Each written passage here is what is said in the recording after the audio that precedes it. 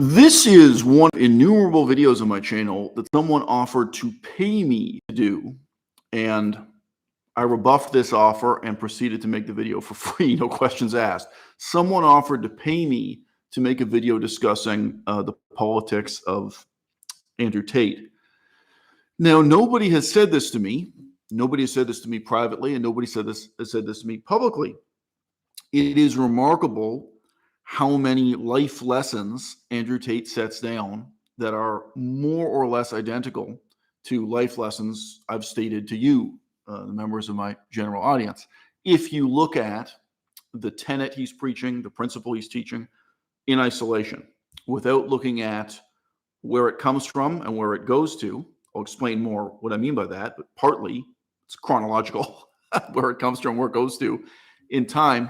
And also when you don't look at telescoping levels of social scale, organization, and imputation, meaning there's a difference between giving advice that's valid for one person, one relationship, one family, and advice or analysis and discussion where you're dealing with a community of dozens of people, a community of hundreds of people, an organized society of tens of thousands or millions of people, dealing with those implications. Now, if you've been watching my channel for a long time, I probably don't need to explain to you how different those things are, how different it is to deal with one person and their sorrow and what would be best for them, and to really address on a massive scale what's wrong with our society, like any one particular society, what's wrong with Mongolia and Mongolian society, what's wrong with Saudi Arabia and Saudi Arabian society, what's wrong with Japanese society, right? Now, even if we just stay at the relatively shallow level of marriage and relations between the genders, I don't think anyone in this audience will push back against me when I say that a robust analysis of what is wrong with marriage customs, dating, romance, love, a robust analysis of marriage in the United States of America is not going to apply very well to a society as alien as India, as alien as Japan, let alone Mongolia and Saudi Arabia. Now, already, if you know Andrew Tate and his work, you can list off 10 or 20 different ways that I've mentioned. What is this? We're not even 3 minutes into this video yet. I've already outlined ways in which, my thinking is incompatible with his thinking. He deals with these stark, simplistic, universal statements about all men and all women and all love and all romance or what have you, without these considerations I've already set forth. With that having been said, so what is it that I've said? I've indicated a certain kind of recklessness on Andrew Tate's part, and a certain kind of bumpkin ignorance on his part, which again, probably nobody will dispute with me. But I am conceding the point that if you look at the advice he's giving with the shortest time scale, you're not looking at where it comes from and where it goes to, and you look at it at the smallest level of analysis, just one man, just one family, and just one moment in the life of that man, right? The advice he's giving often is good and often is remarkably similar to advice you've seen me give people on this channel, and even generalized philosophical principles you've seen me sit down on the channel. And yet everything else is different between, Andrew Tate and myself. Now, when I say where it comes from, where it goes to, I give many examples of this. But obviously, one of the questions you've seen me ask again and again and again on this channel, going back 8 years now, I ask people, what are you going to be doing with your life when you're 65? Now, very few of you know me personally, but if you do, if you've seen me in real life, you will have seen me saying this to people face to face, and they're shocked. Now, you might think, okay, well, that's because Eisel hangs out on a university campus and talks to like 21-year-olds who haven't given them much thought. No, I'm telling you, if you talk to someone who's 45, when you're 45, It's not that many years away, right? 45, 55, 65. You can talk to 45-year-olds and they're shocked. Certainly in this culture, nobody's thinking about it. Nobody's thinking in those terms. And they're very, very much startled to have their views and opinions challenged this way. Well, what does Andrew Tate think is a life worth living for a 65-year-old man?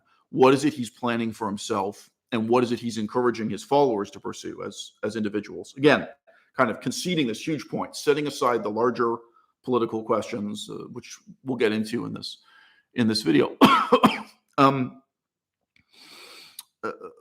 The difference between his idea of the life you should be living at 65 and my idea of the life you should be living at 65 gives you a very rapid reference or indication as to how profoundly different he and I think you should be living your life at age 15, 25, 35, so on and so forth.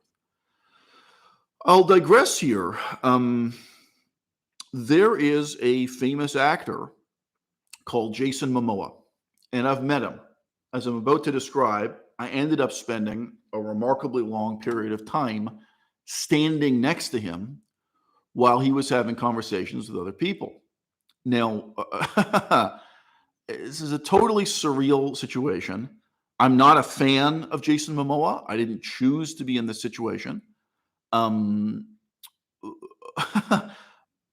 At the end of this experience, I said to Melissa, I never imagined I would say this. I never imagined I'd be in a position to say this. I've got to tell you something. I feel like I'm way more attractive than Jason Momoa. This was several years ago, before coronavirus, when Jason Momoa was very much at the height of his fame. Fame from Game of Thrones, fame from the Aquaman movie. He was absolutely the pinnacle of his career, as a famous actor who was regarded as handsome. And, at that time, perhaps you could say then as now, going through border controls at an American airport was a very lengthy, it's a very time-consuming experience. So Jason Momoa comes up and stands right next to me in the line to go through security at an airport, which is remarkable and strange. And he does it because there was another guy standing next to me that Jason Momoa knew somehow from the film industry and specifically from music. So my guess is this is a musician who's somehow involved in making soundtracks, something like that. But it was obvious he was connected to live music, not just filmmaking or what have you. So Jason Momoa was really happy to see this guy. He hasn't seen him in a while. They're getting back together. So Jason Momoa comes over and kind of apologizes, for cutting him. Like, oh, hey, look, this is an old friend of mine. Do you mind if I stand here and talk to him? And I'm stuck in line, standing right next to Jason Momoa. Guys, I don't want to exaggerate this, but you know how it is in these airport situations. In total, by the end of this story, I think I was standing next to Jason Momoa for like 45 minutes. So I say, you have this weird experience in line standing next to him, and I get to hear the whole, I have no choice. I have to hear this whole conversation he has. And then I get through whatever it is, the security procedure. And at the next stage of things inside the airport, Melissa has to go to the bathroom. Now, going to the bathroom as a woman at an airport is much more time consuming than it is as a man. It's like, okay, I stack up all the bags. Okay, I'll stand here and wait for you, and I can't move. I've got all our baggage and so on at this stage. I've got a lot to kind of look after. She goes into the bathroom, and I honestly was thinking, well, at least I don't have to fucking stand next to Jason Momoa anymore. And he and his friend, they come and stand next to me again.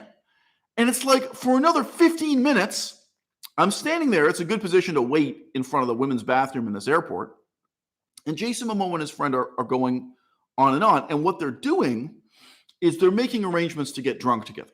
That's what they're talking about. And anyway, look, this is this totally fucking unexpected scenario. Jason Momoa is a guy who grew up playing team sports, playing hockey. I don't know how successful he was, but reportedly he was a physically large, strong specimen who was good enough at hockey So he was some kind of athlete in team sports. The people consider him handsome. He went on from being an athlete to being a movie star, various stages in between. I know this because Kevin Smith reported a conversation he had with Jason Momoa, again, at an airport at random, where Kevin Smith asked Jason Momoa, like, oh, don't you ever feel like you can never be happy if you don't go back to playing hockey? And Jason Momoa just laughed. He was like, no. Being a movie star is way better. The reality is, when you're standing next to a guy like Jason Momoa and you're listening to him talk for like 45 minutes, this guy has no sophistication, zero. He has no intellectual substance. His manner of speaking is embarrassingly childlike. He's not reading a script. This is him having a real conversation with a guy who's a real long-term friend of his. Jason Momoa very obviously has a long history of drug and alcohol use. I don't know anything about it. If I knew nothing about the guy, if I had never seen a TV show or a movie with him in it, and I was just standing next to him, I would be aware this guy is some kind of scumbag with a long history of drug and alcohol use. It's written all over his face, And, again, in real life, dealing with real people, what it's like to meet someone who has real intellectual substance, real character, who has something interesting to talk about and talks about it in an interesting way, as opposed to talking to a bumpkin, no matter how muscular, like no matter how much muscle mass this bumpkin is carrying around, and a bumpkin with a history of drug and alcohol addiction, perhaps an ongoing history. The word history suggests something in the past that's over. We shouldn't say that. Someone who has a past and quite possibly a present and a future wrapped up in drug and alcohol addiction. Jason Momoa seemed like a really loathsome, disgusting character in person. Now, I'll also add a lot of these guys, well, for one thing, Jason Momoa leans very heavily on computer editing of his image in movies like Aquaman. What he looks like in person, he doesn't look muscular. He doesn't look lean. He doesn't look athletic. He doesn't look impressive. He looks like an old, drugged out burnout. He looks, honestly, if you told me he was a homeless person, his manner of dress, his hair, his face, he looked awful. And again, it wasn't just a judgment based on his appearance. I didn't stand there staring at him, but I had to stand next to him and listen to this long conversation. A conversation then continued when I'm standing next to the bathroom, when he's arranging with this guy to go and get drunk, like right then. It's like, oh, can we go here at the airport? Can we go there? Like, where do you want to go get a bunch of drinks? It's certainly a remarkable thing that alcohol is served in airports and indeed on airplanes, but that's part of our cultural tradition. I think it is fair to say that Andrew Tate thinks of himself as, an Andrew Momoa character. Fair enough. Andrew Momoa does not philosophize about the decisions he's made in life. He doesn't preach that other people should live the same way he does. Andrew Tate precisely does. Now, Andrew Tate advocates for other men to live the same kind of life he lives. Well, look, I don't even know how old Andrew Momoa was when I was in the airport. Okay, guys, we got to Google that. How old is Jason Momoa? Did I change them into one person? Did I say Andrew Momoa? Wow. So he's almost okay. He's exactly the same age I am. I had no idea. I thought he was 10 years older than me. All right. So that's interesting too. So Jason Momoa, I think he's both the same age and the same height as me. Sorry, you can see I didn't think about this stuff. I think that's the same height. What is this? Sorry, I'm Canadian, so I think of everything in meters. So Jason Momoa, I think he was a bit hunched over that day. I would guess he was 1 inch shorter than me. But whatever. According to the internet, Jason Momoa and I, same age, and maybe he's 1 inch taller than me. Maybe that's just his hair. Um, okay, so I'm shocked. I thought Jason Momoa was already 10 years older than me. I would attribute it to his drug use and alcohol use, but he has aged really badly. Again, having seen him in person. What do you think Jason Momoa's life is going to be like at age 65? What do you think Andrew Tate's life is going to be like at age 65? Now, I'm actually not making the argument that you have to live every minute of every day, here and now, today, preparing for this more meaningful life you want to live when you're 65. But let me ask you, would 1 hour a day be too much?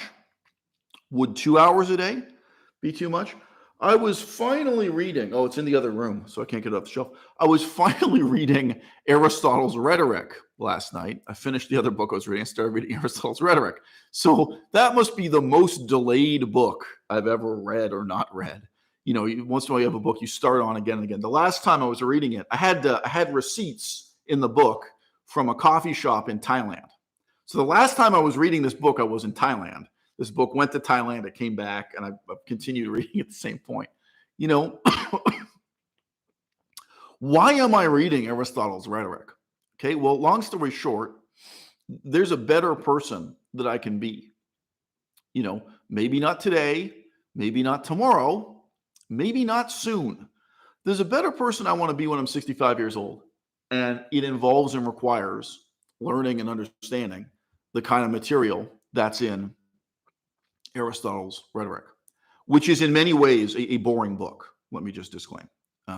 It's not, compared to other books Aristotle has written, it's not a page turner.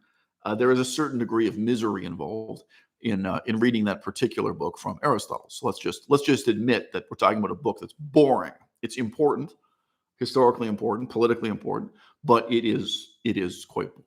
Okay. Tell me something.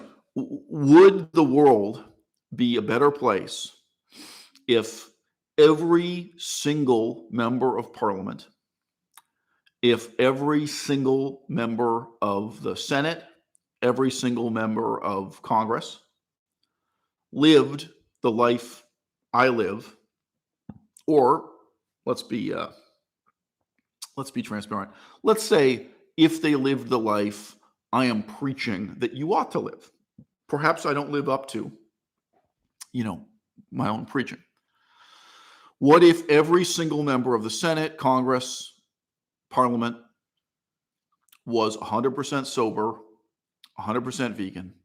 What if every single one of them felt a kind of moral obligation to know what they're talking about, to do a certain kind of research that, as you know, it extends far beyond reading things like Aristotle's Rhetoric? What if they lived by the set of intellectual values that I've been preaching? Do you think the world would be a better place or a worse place if our political leaders lived up to my philosophy? Now, there are many different aspects of my philosophy I could bring in here. Do you think the world would be a better place if these people, instead of being religious fundamentalists, were, like myself, practicing nihilists, practicing this form of skepticism about history that I preach? I call it historical nihilism. It's a form of nihilism that isn't just based on the refutation of the existence of God. It's not just atheism, but a kind of engaged, skeptical inquiry into history, understanding the way in which our cultural values and assumptions today are the product of a more or less arbitrary and iniquitous, historical process leading up to the circumstance we know found ourselves. Okay, interesting question. Would the world be a better place if our political leaders, right, philosophically had a lot more in common with Islam Mazar? Okay, what about a world where all of our political leaders instead practiced and preached the philosophy of Andrew Tate? What if every guy in Congress, every guy in Parliament was trying to live the life that Andrew Tate claims he lives, perhaps pretends he lives, and that he preaches you ought to live? it's immediately obvious this would be a disaster. This would be terrible for everyone. You know, by all means, guys, audience participation here. I mean, if you disagree with me, let me know.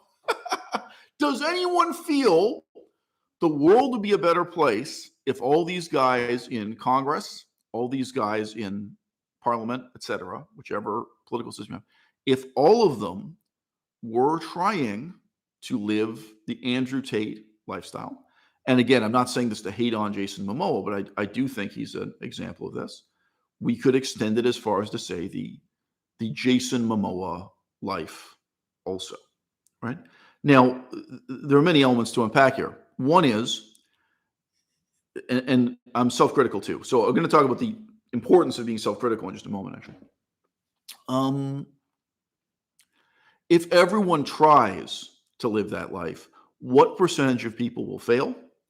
And then what is the knock-on consequence of that failure, right? So one of the things I say to my viewers who write into me, I have people who write into me and they say, look, Eisel, I have really struggled to live the life of the mind. I have struggled to live by this philosophy that you preach, and I've failed. I get people who write, not every day, not even every month, every so often, somebody writes to me and lets me know that. And this is what I ask them. Do you think you are a better person today because you tried and you failed? Do you think you will be a better person next month or next year if tomorrow you wake up and you start trying and you start failing again?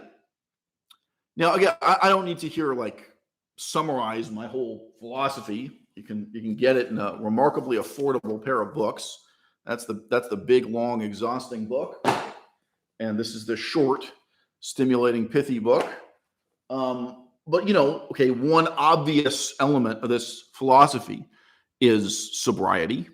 One element of the philosophy, we're dumbing this way down here.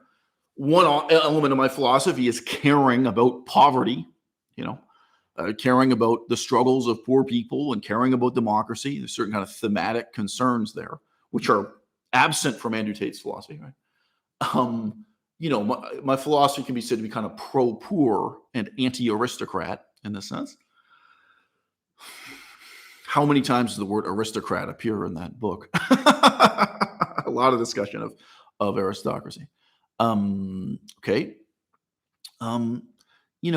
Okay, if you try to live a life in which you are 100% sober, 100% morally uncompromising, in which you are this committed intellectual character, if you try and you fail, and then you try again and you try again, okay, let's just talk about 5 years.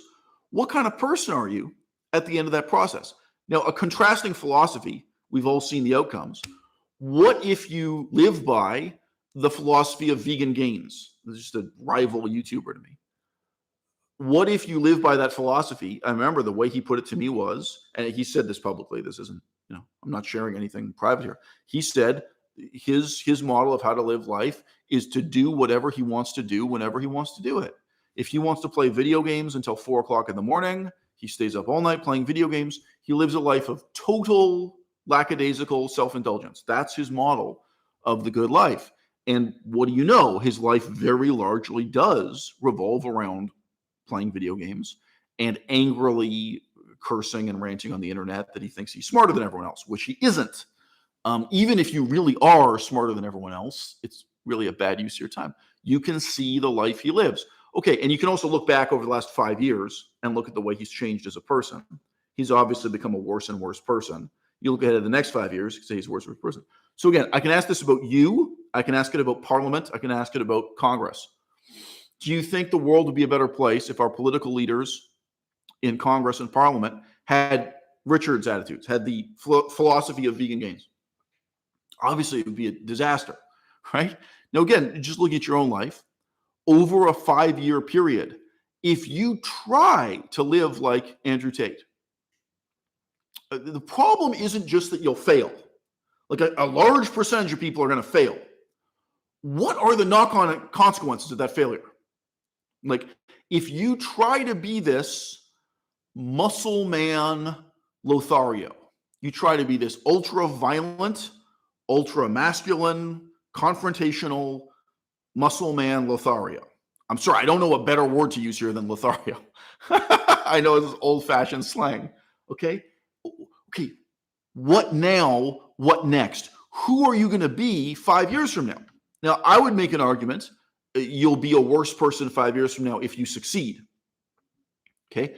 But what kind of person are you going to be if you fail and you fail and you fail and you fail? Look, Jason Momoa. Now, again, I've stood next to this guy for 45 minutes. I've seen his face. He really does not have a very handsome face. He really doesn't. He really looks like shit.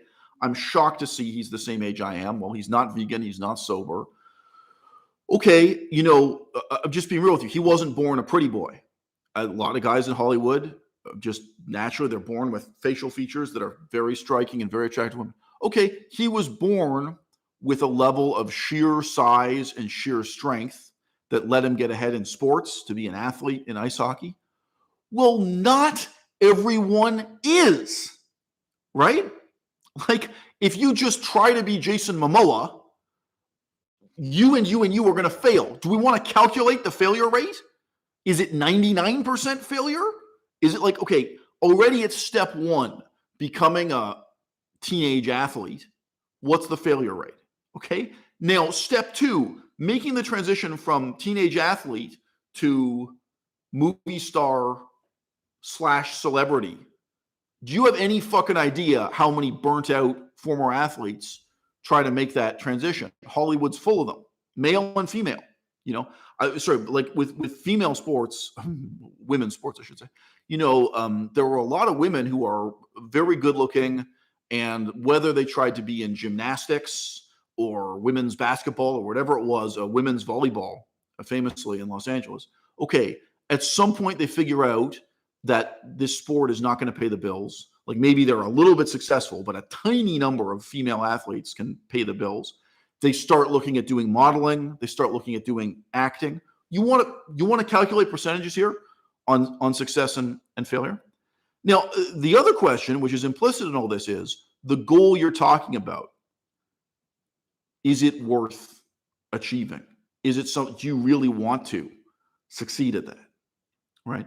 Anyone can look at the life of Andrew Tate and the kind of success he has, what it is he glories in and considers wonderful, and say, no, this is not the person I want to be. This is not what I want to become. This is not what I want to achieve at, so that the goals are wrong. But setting that aside, when you recognize the perilously small percentage of people who can possibly succeed, right? Now, again, just starting with the physical requirements, and then beyond that, step two, I've been to Los Angeles briefly. If you go down to Venice Beach, there's an area which is all women playing volleyball. And I'm sure a lot of those women are either models or aspiring actresses who are playing volleyball just as a form of exercise. But some of them are probably competitive athletes, whether they're volleyball athletes or not. There are all these women in amazing physical condition playing volleyball. What percentage of them can even get a role on a TV sitcom, right? And if you go to the audition for that role, do you have any idea how many good-looking women show up just to fail, right? Now, again, failure isn't something that happens once. It's a process. You fail again and again and again. And after you've done that for 5 years, who do you become? What have you got left? Now, again, obviously, Andrew Tate, to my knowledge, he's very dishonest about this. To my knowledge, how many hours of audio has this guy recorded? I don't know if there's some point at which he reflects on this. But whether you are talking about fucking or fist fighting, have you ever heard the phrase, you can't win them all? Like, do you know? I mean, if you're going to be a guy who gets into a lot of fist fights, you do not win them all. And you can come away with broken bones and broken teeth and brain damage. You can come away with a squint and a stutter and a scar on your face. And you guys know I've made a million videos talking about this. I do think there's something similar to be said psychologically about the way in which love affairs, falling in love, seducing people and being seduced, the way in which it marks you for life, it marks you permanently. It changes you. Now, to some, by the way, I'm not endorsing celibacy here. I just think you need to be really aware each and every love affair you have. I'll put it this way. It's more serious than getting a tattoo. Each woman you fall in love with, each woman you bring into your orbit and make her fall in love with you, this is something life-changing and life-altering for you. It's something life-changing and life-altering for her.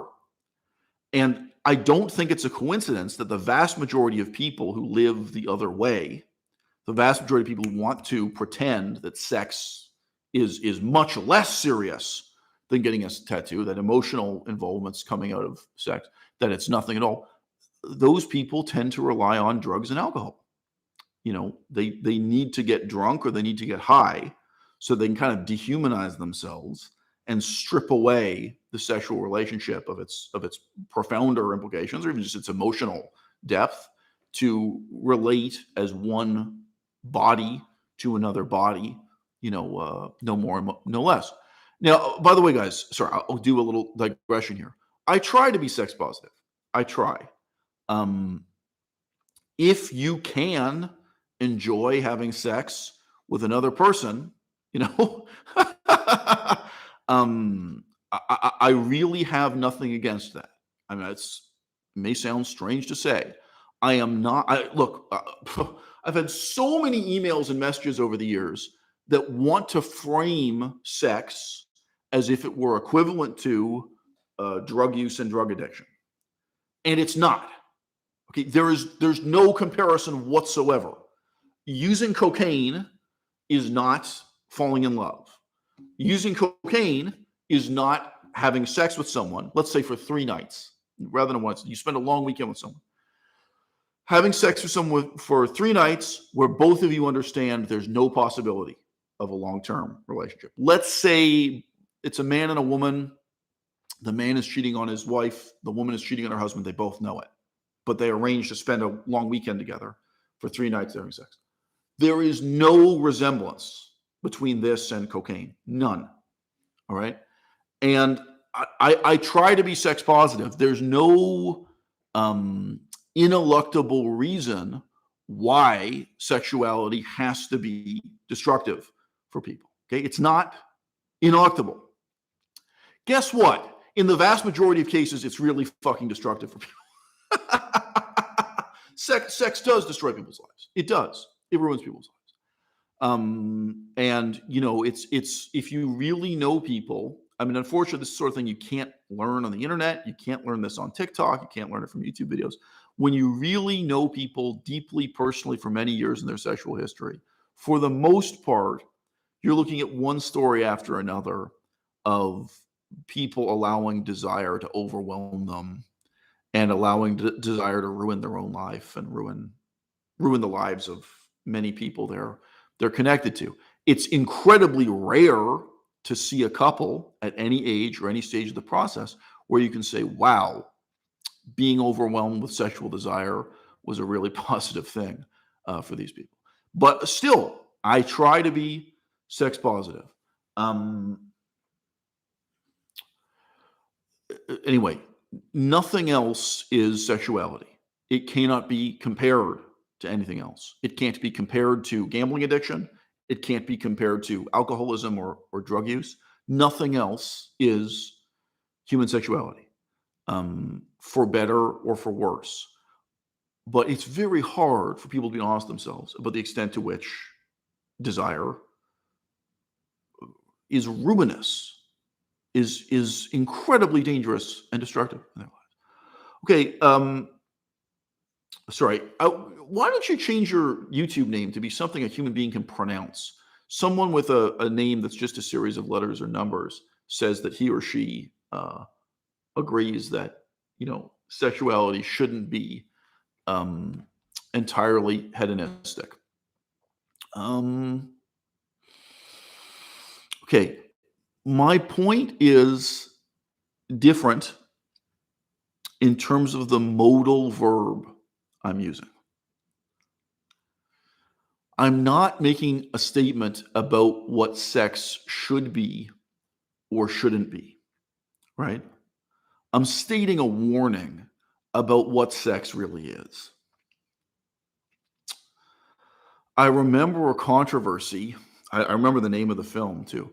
I remember a controversy about a French film that depicted a married couple doing all these, really genuinely edgy and shocking things sexually. And I think the film was from the 1970s. I think so. If it was from the 80s, it was from like 80 or 81, but I think this was 1970s. And at that time, it was shocking for various reasons.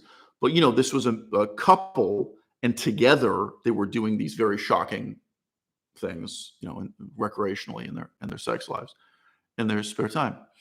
And I remember a feminist author, I believe she was a university professor and a feminist theorist and writer. She said in defense of the film, what if the thesis of the film is that you can have sex without consequences?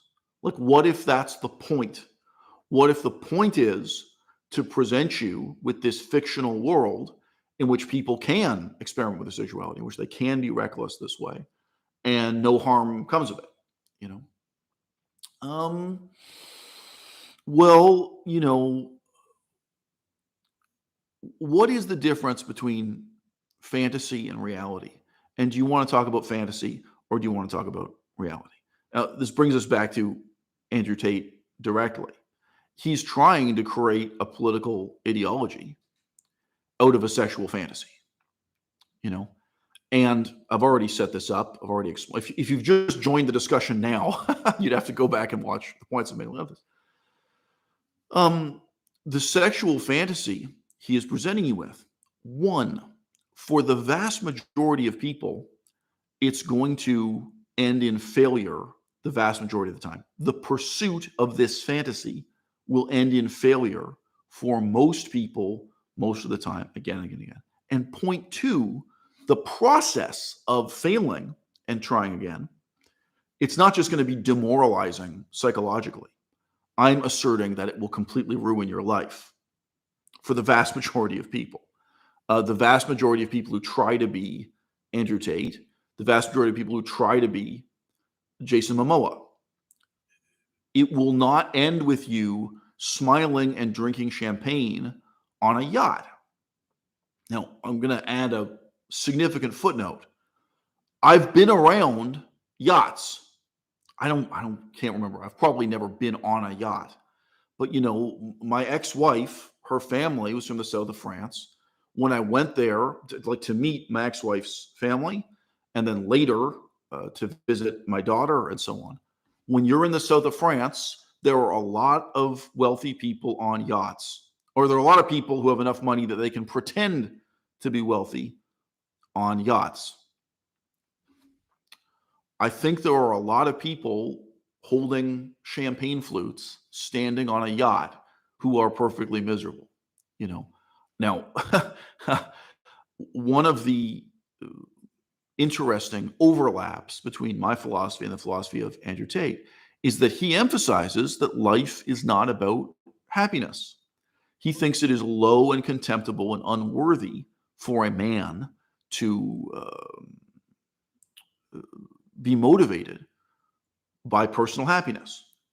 Okay. So now, again, this is interesting. You could take this one sound clip from Andrew Tate and you could probably go through my videos and you could probably find several in which I've said something to a similar effect. The difference, I've already laid this out. One, the difference is in telescoping levels of scale. What I have to say is different as it's applied to individuals, groups of 10 to 15 people, groups of hundreds, groups of thousands, societies of millions, right?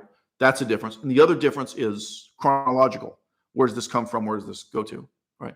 But you can look at this principle in isolation and say, wow, Eisel Mazard and Andrew Tate really have something in common. And fair enough. The number of principles like that I have in common with the guy, it's shocking. Again, nobody in my audience has pointed this out. Nobody has complained, but I am myself shocked to sometime hear him say these things that's come so close to my own philosophy. I don't think he's borrowing from me. I don't think he read my book, guys. I don't think that's where he gets it from. Okay, how is it possible for Andrew Tate to claim that life is not about pleasure, is not about happiness, it's not about this kind of petty enjoyment? And at the same time, he is telling you that life absolutely is about and should be about exercise at the gym to have big muscles, amassing material wealth and success so that you can have a yacht, and then so you can stand on that yacht drinking champagne with beautiful young women who have absolutely zero intellectual substance and who have zero emotional hold over you. Like, the contradiction within what he's preaching, within what he's teaching, is so obvious that nobody need point it out. There's this frankly insincere but very masculine and thus somewhat appealing to certain people in the audience, very masculine pose of claiming indifference, not just to sensual pleasures, but to happiness itself. Claim that happiness is a motivation real men should not have been concerned with. Now, on the other hand, look at both what he's doing and why he does it. Now, you could be renting a yacht. I mean, a yacht is a type of boat, if you don't know, people. You could be renting a yacht because you want to engage in deep sea archaeology. I have known people who did that. I'm not joking. You could have amassed all this money because what you really want to do is get it on a yacht and go diving or send a computer probe, and you want to look at shipwrecks, you want to do historical research, you want to do undersea ideology. All right? That is not what Andrew Tate is doing on a yacht. The guy who's doing underwater archaeology, he may say that he scoffs at happiness, that he thinks it's unmanly to care about happiness in this sense. Andrew Tate is not in a position to do that, right? And I'm sorry, but in case you don't know, he very much boasts at length that he is that dude who can have a dozen women who all want to sleep with him on his yacht, wearing bikinis, drinking champagne. Now, again, I'm willing to believe there's some truth to that, by the way. I have no reason to think that's a hollow boast. It's significant that he's boasting about it. There are other people, frankly, I think, including rappers. I've listened to a lot of interviews with rappers. There are rappers who will tell you, dude, being on that boat with a bunch of models, it's miserable. Dude, do you have any idea what a drag it is to be stuck on a yacht with a bunch of drunken bimbos trying to make conversation? Like, dude, you don't want that. Like, it may look good in the music video, like a 3-minute music video with little clips. Like, dude, the reality of being on that boat with those bimbos, So I'm just saying, it doesn't take the most profound person in the world to recognize this is not the good life. This is not even happiness, right? Let alone to recognize this is not the stoic rejection of the pursuit of happiness. Now, by the way, I think my own philosophy can be criticized that way productively, right? So, sorry, this is what I said earlier. I would come back to the issue of criticizing your own position, the issue of highlighting the extent to which your own position is not true or may entail certain unescapable paradoxes. I think that's a very important part of political reasoning, but also emotional and personal reasoning and the giving of advice on the internet. You have to criticize your own position and deal with the implications of the extent to which what you are saying will be wrong in some circumstances, in some instances, or that what you're saying, although it may be good advice for some people, will be terrible advice for other people. And of course, Andrew Tate, to say he's reckless in this regard is an understatement. But I just say, nobody in my audience has ever done this. You could criticize my philosophy and say, look, Eisel, you are simultaneously arguing that a man should not care about happiness. And yet at the same time, you're saying, live the life of the mind, follow Mazar's philosophy, historical nihilism, veganism, sobriety, all stuff, because that's really the only happiness you can fucking have, you know? And indeed, within the terms of this video, within things we've discussed in the last 40 minutes of this video, Eisel, you are saying if people follow your philosophy, they're going to be really happy when they're 65. If they live like Andrew Tate, if they live like Jason Momoa, they're going to be miserable when they're 65. So actually, your philosophy isn't about rejecting happiness. You're saying here's the true path to true happiness. And I think the ultimate absurdity is that these two analyses are compatible, right? You can look at my philosophy simultaneously as a rejection of happiness and of preaching this is the one narrow path that leads to happiness. There is no other. Like both of these descriptions, they're two compatible descriptions of the same thing, of the same philosophy. Now, I want to add further, in case you think I'm not boasting enough about the advantages of my philosophy over that of Andrew Tate. Okay. Scale it up. What if every member of Congress, every member of Parliament subscribed to my philosophy? What if they all subscribe to Andrew Tate's philosophy? What if every police officer in your town subscribed to my philosophy, lived the lifestyle I'm preaching? What if every police officer in your town subscribed to Andrew Tate's philosophy and lived by the lifestyle he's preaching? How fucking terrifying would it be to live in a society where the police were people like Andrew Tate? Let's say you have children. I just looked at the statistics.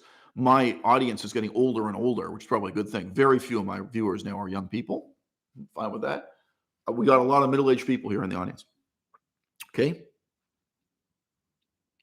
Let's say you have children. Let's say you have grandchildren. What if the school teachers teaching your children, what if every school teacher at every school in your neighborhood, in your town, in your city, follows the philosophy of Mazar? You've got to try to find an education kid. What if every school teacher is living the life preached by Andrew Tate? Right? So now, look, guys, this is the sense in which happiness is meaningless. If I've got to go to a parent-teacher interview with this fucking teacher who's taking care of my kid, and this teacher says, "Hey, man, have you checked out my Instagram? Oh, check it out, bro. Here's what I've been up to. Hey, bro, check out these photos of me on a yacht. Check out these photos of me drinking champagne with these, prostitutes on a yacht." Uh-huh. It may be that this particular man, this particular school teacher, that he is happier, that he is enjoying his life more following the philosophy of Andrew Tate. Maybe he's got photographs of himself working out at the gym and doing kickboxing or doing Jeet Kune Do or doing some other fighting sport. Oh yeah, he's a boxer. He does knife fights. He does whatever he does. He's he's practicing exactly what this guy preaches, what Andrew Tate preaches. Dude, I do not give a fuck if this makes you happy. You are a terrible teacher for my child. You are having a terrible influence on the next generation. You are having a terrible influence on the society as a whole. I do not want to be a part of a society in which someone like you is a school teacher. And I'm not saying I can get this guy fired. Like maybe you have to move your kid into a different school. Like, how are you going to cope with this if your kid's school teacher is someone like Andrew Tate, right? Like, okay, we have a difference of values here that's irreconcilable. I can't deal with this school system. I can't deal with this education system. Okay, how do you deal with it if the police, and this may be a real problem where you are, what kind of person becomes a police officer? It could be a bunch of dudes like Andrew Tate. They're all into kung fu. They're all into Brazilian jiu-jitsu. They're all into kickboxing. They're all into living the Andrew Tate life. What could be more terrifying than living in a town where you're surrounded by police officers like Andrew Tate? I don't give a fuck if this makes you happy. I need to live in a society where the people who make life and death decisions, whether that's at the level of Congress, Parliament, the Senate, or at the level of the local police station, I need to live in a society where these people at least aspire to be intellectuals. We need men with real detachment, real intellectual substance, real profundity, and guys who are really well read to be in these positions. I mean, again, school teacher, police officer, senator, or congressman, right? And at some point, if you are actually ruled by barbarians who philosophically and politically preach barbarism, like Andrew Tate, you are going to have to pack up and leave. I mean, I don't know what alternatives you have other than moving to another country. I don't think you're going to be in a position to lead a revolution of intellectuals against anti-intellectuals. Now, the extent to which Andrew Tate is anti-intellectual was highlighted recently. Just a few days ago, he made a statement that reading books is for pussies. He said that you're a coward if you read books because you're trying to learn from other people's life experience instead of getting out and having your own life experience. Now, this is a good moment for me to mention this. One of the books that really influenced me in life, you may be surprised to hear this, was the autobiography of Charlie Chaplin. Just mentioned. It was a very startling and strange autobiography. Now, my life has nothing in common with the life of Charlie Chaplin. There are various reasons why that book is interesting, including that he lived through a period of time when technologically our planet was just totally transformed. He grew up surrounded by horse-drawn carriages, and he died in a world dominated by cars. He described, London, Trafalgar Square, I think, in London. He said you were not allowed to walk in the square without having a top hat and white gloves. And then when he was an old man, there were all these hippies in Trafalgar Square, kind of 9/10 naked with body paint on, wearing bikinis, this kind of thing. And this was tolerated.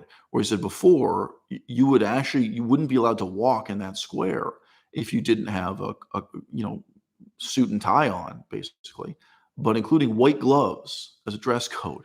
So he really lived through the transformation of the world from being a very 19th century world to being a mid 20th century world. There are ways in which that was just very eye-opening and startling to me.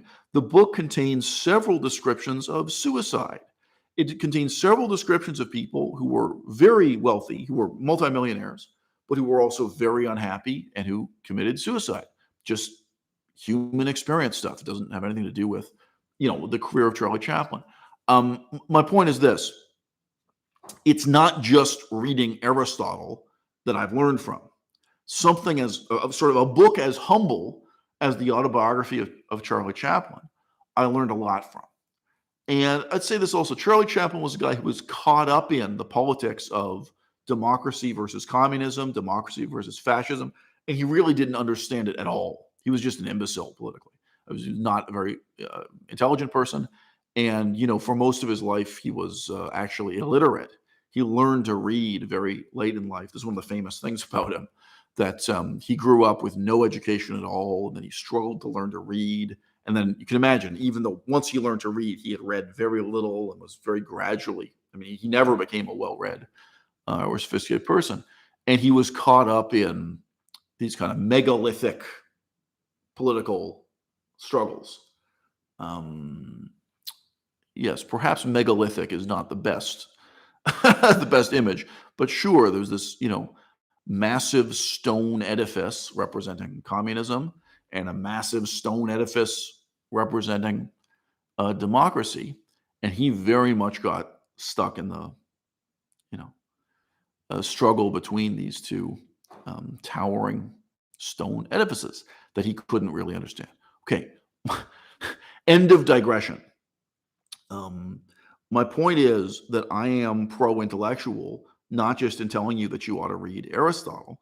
I think that if you really have a curious, seriously engaged, inquiring mind, if you are really trying to become an intellectual, you will find the raw materials to work with, even in a relatively humble book like the autobiography of Charlie Chaplin. And here's Andrew Tate telling you that you're a wimp, you're a coward, you're a pussy if you're reading books at all, instead of getting out and learning from your own experience. Now, I think I can rest my case here. There's a lot I could have never learned, even in the autobiography of Charlie Chaplin. So, coming back to a comment, I think I can get the comments here on my phone too. Hold on, I think I can look at them here. There's a comment quite a few minutes ago just thanking me for doing another live stream. So yeah, Mark, I don't know if you support me on Patreon or not. I just don't know. But live streams of this kind, they're now Patreon exclusive.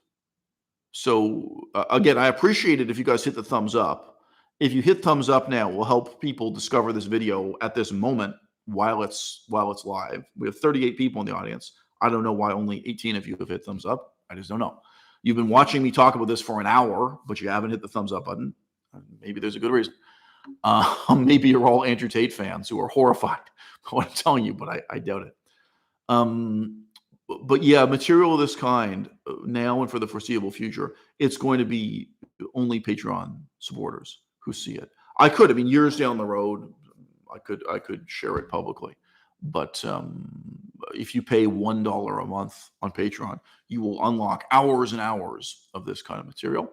And then again, I think it's nice for people who don't support, people who don't pay the $1, if they happen to be here during the last hour in which the performance is live, they get a sense of what they're missing out on, right? But yeah, I basically don't want to do these kind of agonizing, sincere self-examinations on YouTube for free anymore. As you know, I'm doing a lot of satire, political comedy, and this kind of thing. Okay, so apparently this works. I can read your comments. It doesn't seem to work that well. Yeah.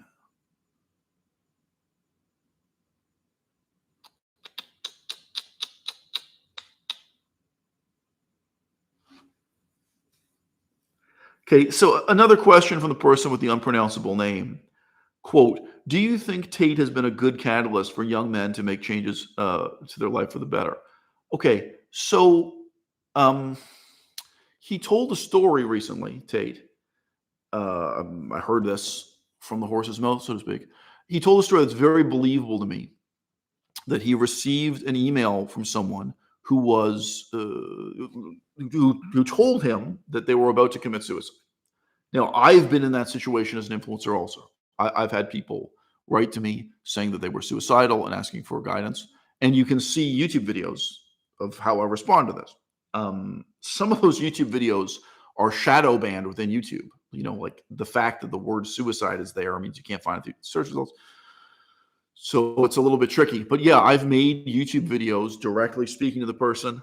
And sometimes I've written responses and shared them publicly. By the way, while maintaining the privacy of the person writing to me, like I just state my advice. I don't include the details, but who the person is or what the struggle is they're going through. Anyway, Andrew Tate received a cry for help of this kind from some guy. And I just say it's a very believable story. Andrew Tate may lie about a lot of things, but I have no reason to think he lies about this. And he responded to it by telling the guy, first, go to the gym and get six-pack abs. So Andrew Tate engaged this guy in a conversation in which he just repeatedly said to the guy, yeah, not yet. Don't do it yet. Like, don't commit suicide yet. First, go to the gym, and as you're making progress, I want you to take progress pictures, photographs of yourself showing and then send them to me. Like, I want you to stay in touch with me, start going to the gym heavily, get in better shape. And so this guy, responded very positively to this advice. He did start going to the gym. And Andrew Tate said, again, it's very believable. This guy started sending him, I don't know if it was a couple weeks later or a couple months later, but this guy, a short time later, started sending Andrew Tate these effusive, thankful emails saying, thank you, you've saved my life. Thank you, your advice, you've ended up turning my life around. So, whatever this guy was upset about, whatever it was that made him suicidal, evidently the structure and work ethic of going to the gym every day, that was enough to galvanize him and get him moving in a better direction, perhaps emotionally, perhaps intellectually, perhaps sexually, perhaps in terms of self-esteem, perhaps in terms of just optimism and thinking about the future and what he can still do. Oh, okay. So I'm willing to treat that story as completely true. That story, to me, it's a very believable story Andrew Tate told. How many fucking people do you think can be helped by the advice to go to the gym and try to get six-pack abs? How many people's problems can be solved this way? It's very believable to me that there is this one particular guy, and his problem, whatever it was, he either solved it or he had an attitude adjustment. He took on a new attitude towards it. He became more positive motivated just by going to the gym. 100% believable. Scale this up. You think we can turn around a society of millions of people this way? There's a lot I want to talk about in this setting. So again, Andrew Tate, you can take specific things he said about antidepressants, psychiatry, and therapy, and you could take a clip of what I've said about antidepressants, psychiatry, and therapy. You can take them out of context, compare them, and sometimes, again, not dealing with the chronological extent, not dealing with where it comes from and where it goes through, not dealing with how it scales up and how it scales down.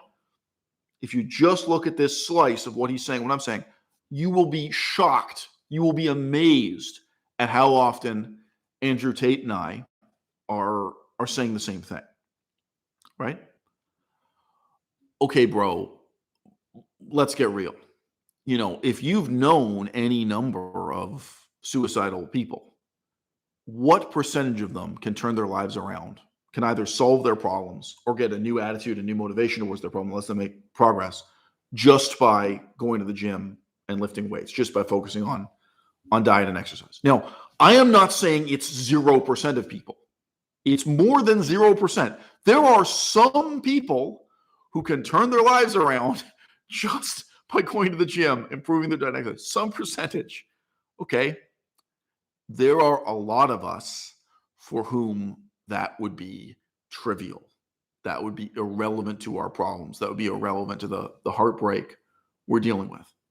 And I mean, heartbreak is one thing. What about like just currently existing crises that you have to deal with, that you have to overcome? Now, I'll give you an example. Okay, do I want to get into this? Do I want to? All right. I was about to say I'm going to give you an example so that I can be self-critical here. But again, what I wanted to talk about, I keep hinting again and again, is to talk about the importance of being self-critical in general. So let's just say that before we get into being self-critical in particular.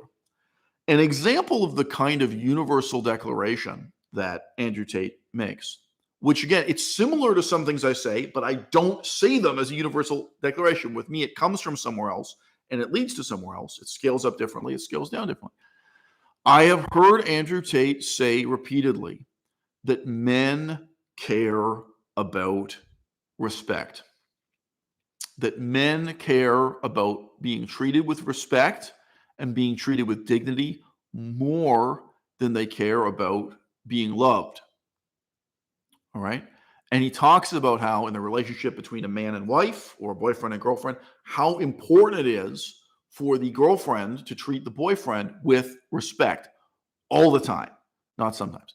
Now, holy shit, you could take these sound clips from Andrew Tate. Like, again, you'd have to edit it out, right? Because what he says immediately before and immediately after is totally incompatible with my philosophy. Where is this coming from? Where is it going? He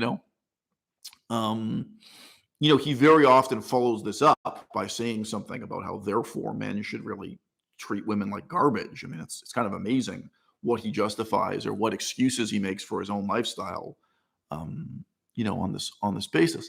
But you could edit out just those statements he makes about how important it is for a man to be treated with respect and dignity by his wife, by his girlfriend, right? You could clip those together and you could play them for Melissa. You could play them for my ex-wife. You could play them for one of the girls I fucked in high school.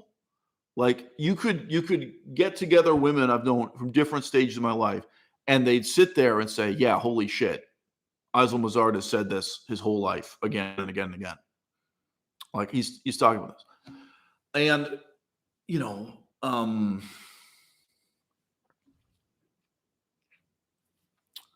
the difference is this. Even with a tenet that simple and that seemingly salubrious, like it seems like this can't harm anybody, it seems like it can only help people to talk about respect, and men's need to feel respect, men's need to feel dignity, okay? The difference between me and Andrew Tate is, if I say that, and I'm saying it now, I will immediately follow it up by talking about the extent to which, one, it's not true, and two, the extent to which it'll ruin people's lives if they follow this advice, treat it prescriptively, or treat it as a universal law equivalent to gravity. Okay? Gravity is not paradoxical. With gravity, it's one force that moves in one direction, no exceptions. Guess what? We're talking about human psychology and sexuality.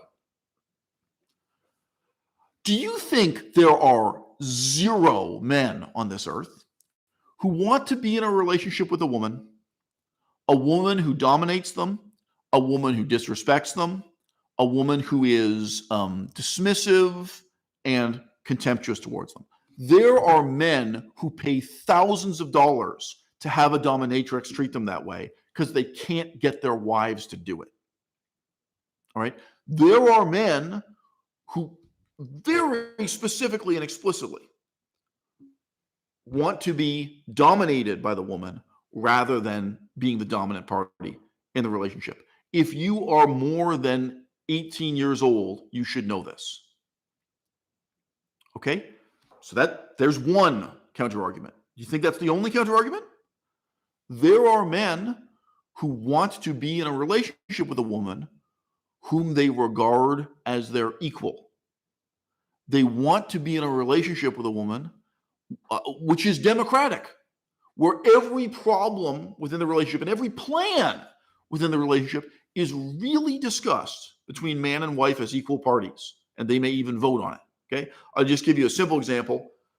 Do you know any men who really want to feel that when they plan their next vacation, that they and their wife have really talked it through equally, that he's really heard her voice, that they both made the decision together?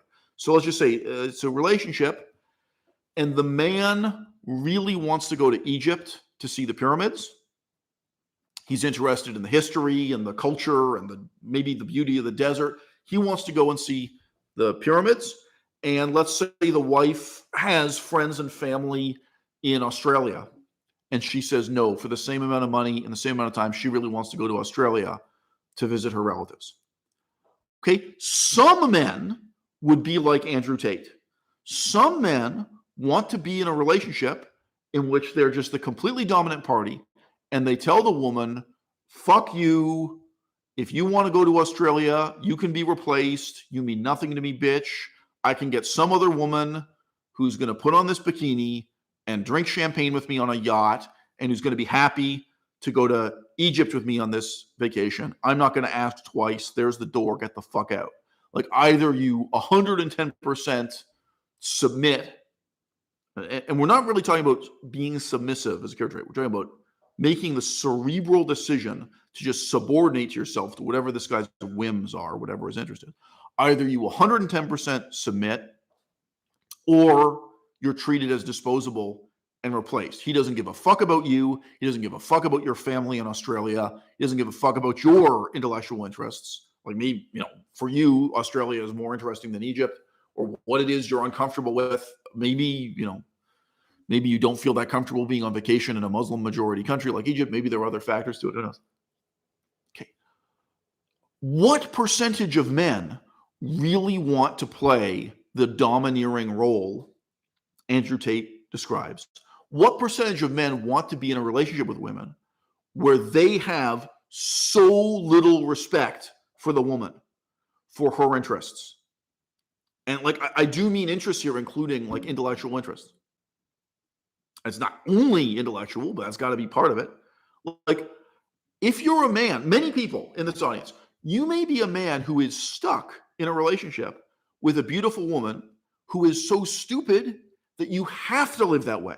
Like, you have to make all the decisions because you happen to be with a woman who just has zero intellectual substance and zero self-discipline, and she's scattered and all over the place, and she can't plan the vacation.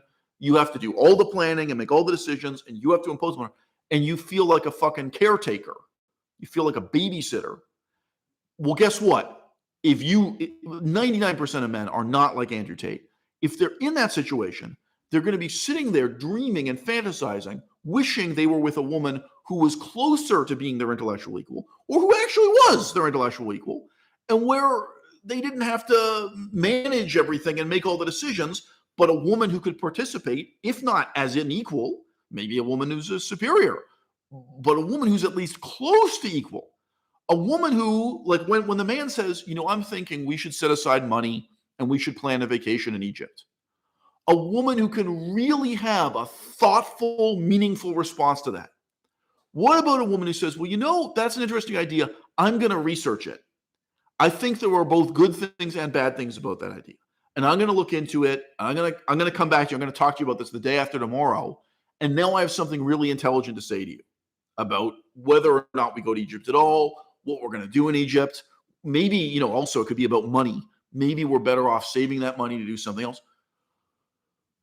Not everyone wants to live like Andrew Tate. And again, I don't know to what extent this is how he really lives, or this is just the ideal he presents of how you ought to live and how he pretends he lives. But regardless, that philosophy, of this 110% male-dominated relationship in which women are treated as disposable, replaceable, there's no respect for their interests, et cetera, et cetera. Okay? I don't want to estimate how few men desire a relationship like that. But I'm going to make the assertion, the vast majority of men who try having that kind of relationship will regret it and will yearn for a different kind of relationship. Now, look, so, my first wife had a PhD in anthropology.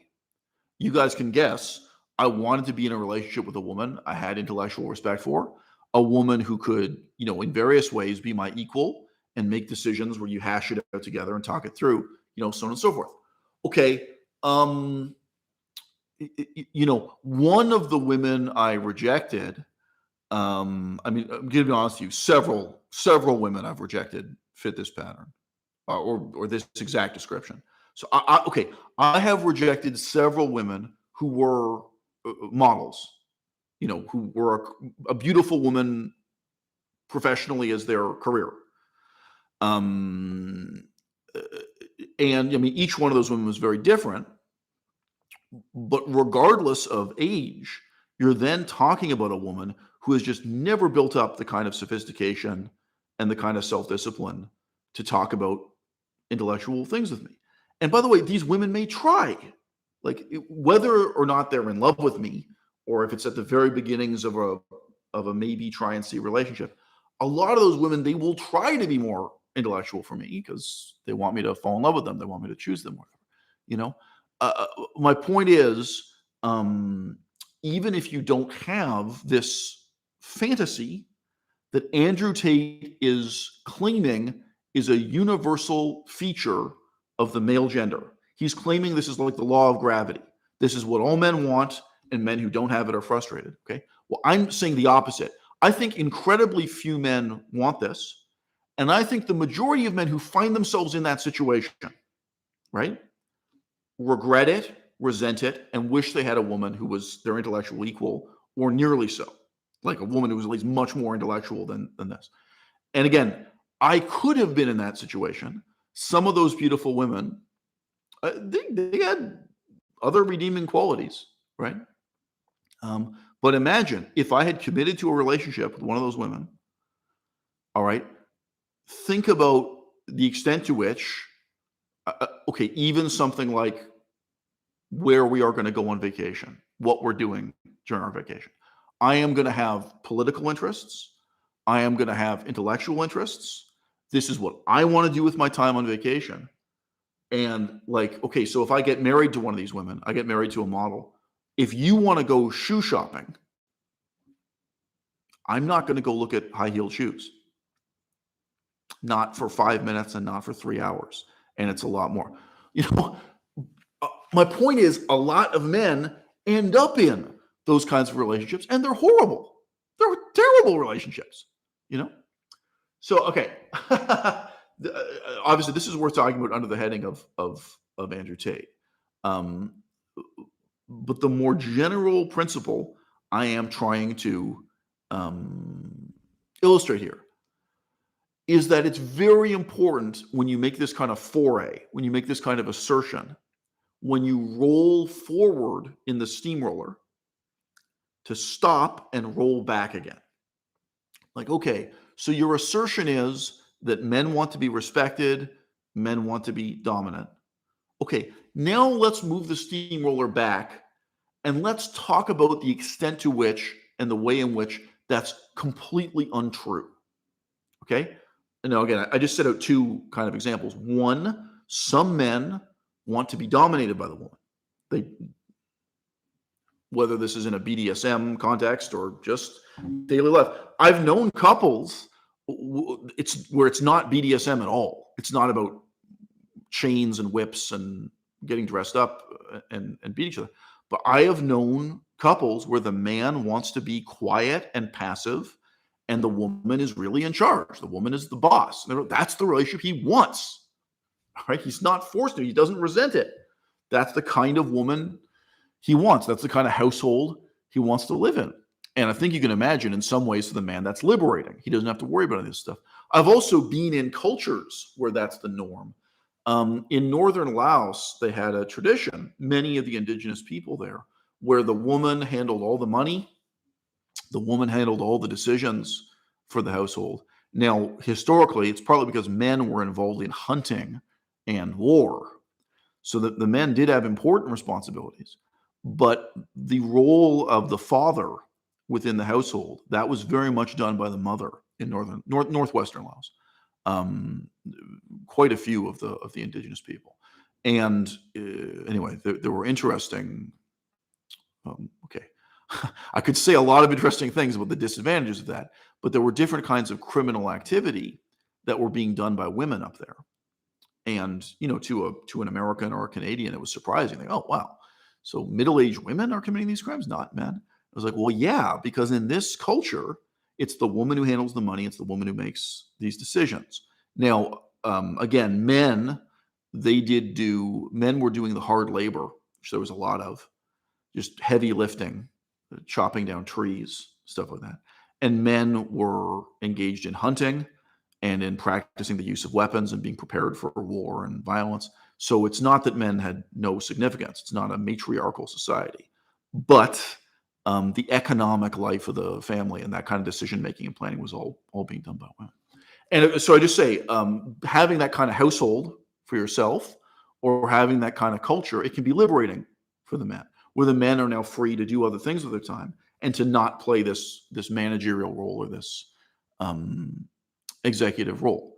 Okay, so look, even a statement seemingly anodyne and seemingly salubrious, like saying men need to feel respect in the household, men need to feel dignity, they need to be treated by their wife or their girlfriend with a certain kind of respect, this certain kind of dignity.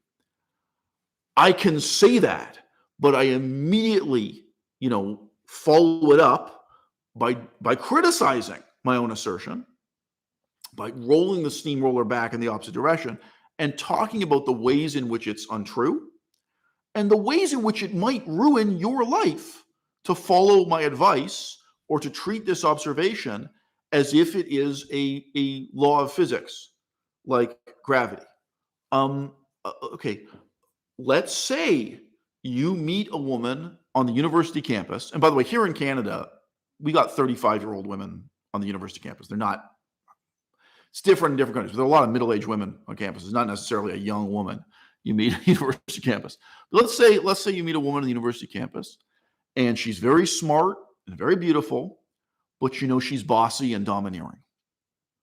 If you have this prefabricated notion of the kind of relationship you want given to you by Andrew Tate, you may just close the door on this woman. Say no, because what you want, if you're following the philosophy of Andrew Tate, You want this totally submissive woman. You want a much younger woman. He openly says that again and again.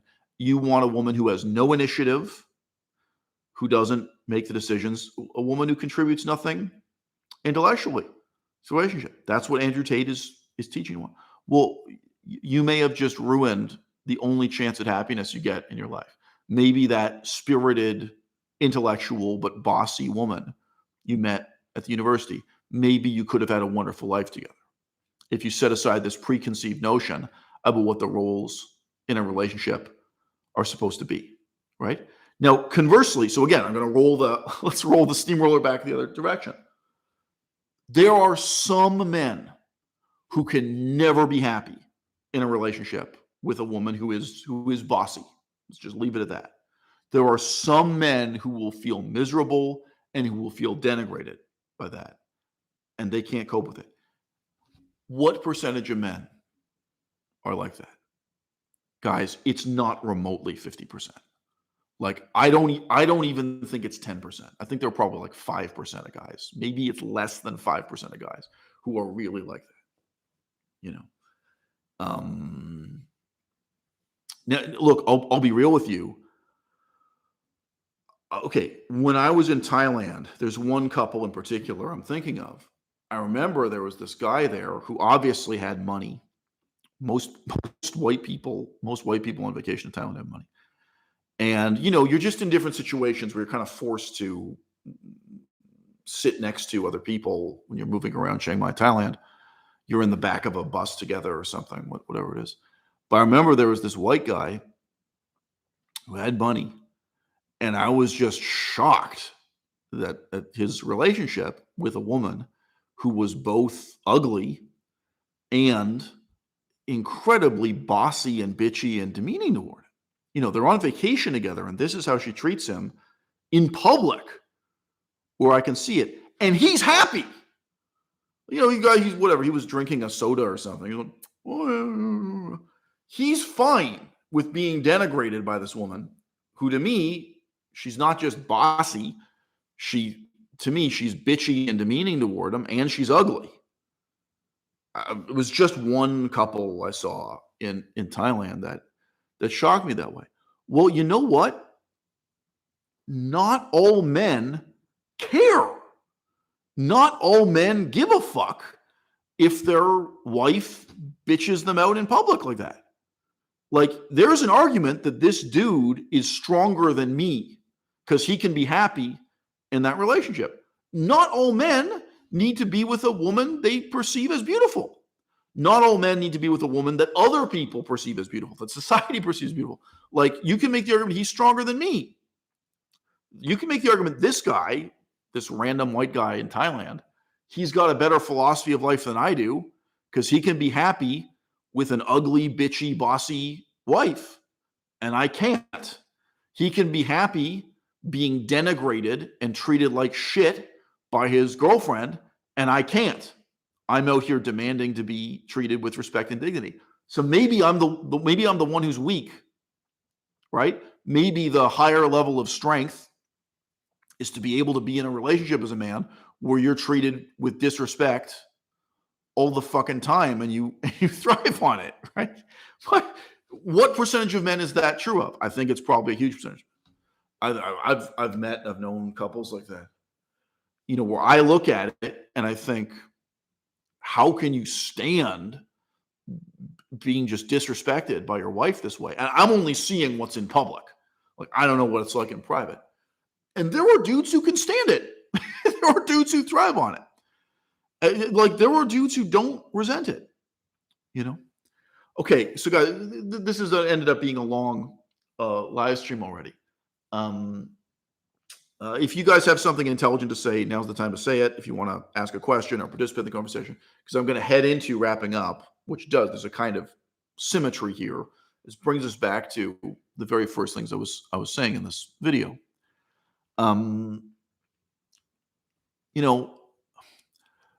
Some people have a certain kind of wisdom that works, that makes sense on the smallest scale and with the shortest time frame, right?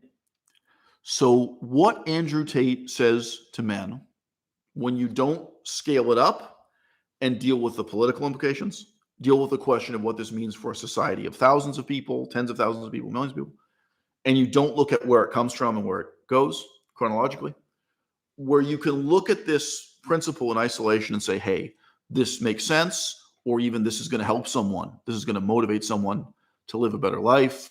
You can see some good in it, right? The evil is in scaling it up and in zooming out chronologically, dealing with those other implications. And that's where my philosophy wins, you know. Okay, so totally good question from Batbite. I don't know how many of my videos you've seen, Batbite. Quote, I remember you once said you had a relationship with a bimbo. So you're talking from experience with these shallow relationships. Okay, shallow relationship, shallow person. It's different, right? Now, here's another difference. When you started the relationship, did you know she was a bimbo? Or did you find out once it was too late? You know, like you get into a relationship, you have a certain understanding of who this person is, intellectually and otherwise, and then you figure out how limited they are mentally. You know, yeah, sure. I have, what what do you want me to say? I wasn't pursuing that. I wasn't looking for a relationship with a bimbo, but yeah, I've found myself in that situation. And guys, like women are going to lie to you. I mean, I personally do not lie to women, neither about trivial things nor profound and important ones. I have never used deception or lies to get laid or to start a relationship. I'm horrifyingly honest with women at every level and every stage of the relationship. Okay, I can be honest. I can't be honest for you, right? And when a woman loves a man, when a woman wants a man, when a woman pursues a man, women will lie to you, women will deceive you. And, obviously, one way that somebody can deceive you is just pretending to be more intelligent than they are. One way that someone can deceive you is pretending to be more ethical than they are, more moral than they are. Someone can deceive you by pretending to be more sober than they are. Like they present themselves as someone who's 100% sober, then you get sexually involved with them, and you find out they're not so sober after all. I have no explanation for why there are only 24 thumbs up, whereas there are 36 people in the audience.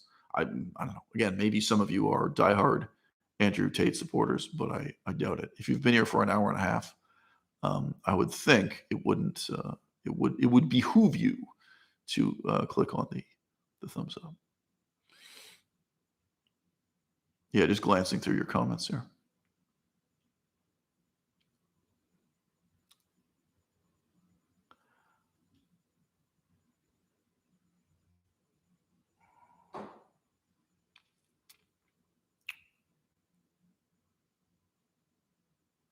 Chris asks, quote, if a woman isn't behaving herself and doesn't have a positive, wholesome personality, what's the point of being with them? Chris, so again, I don't know how old you are, Chris. Not an insult. Your definition of wholesome is not anyone else's definition of wholesome.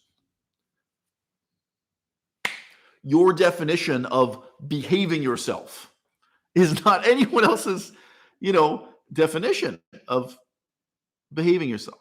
Right. So again, you sound like a very young person here. I'm not saying this to insult you.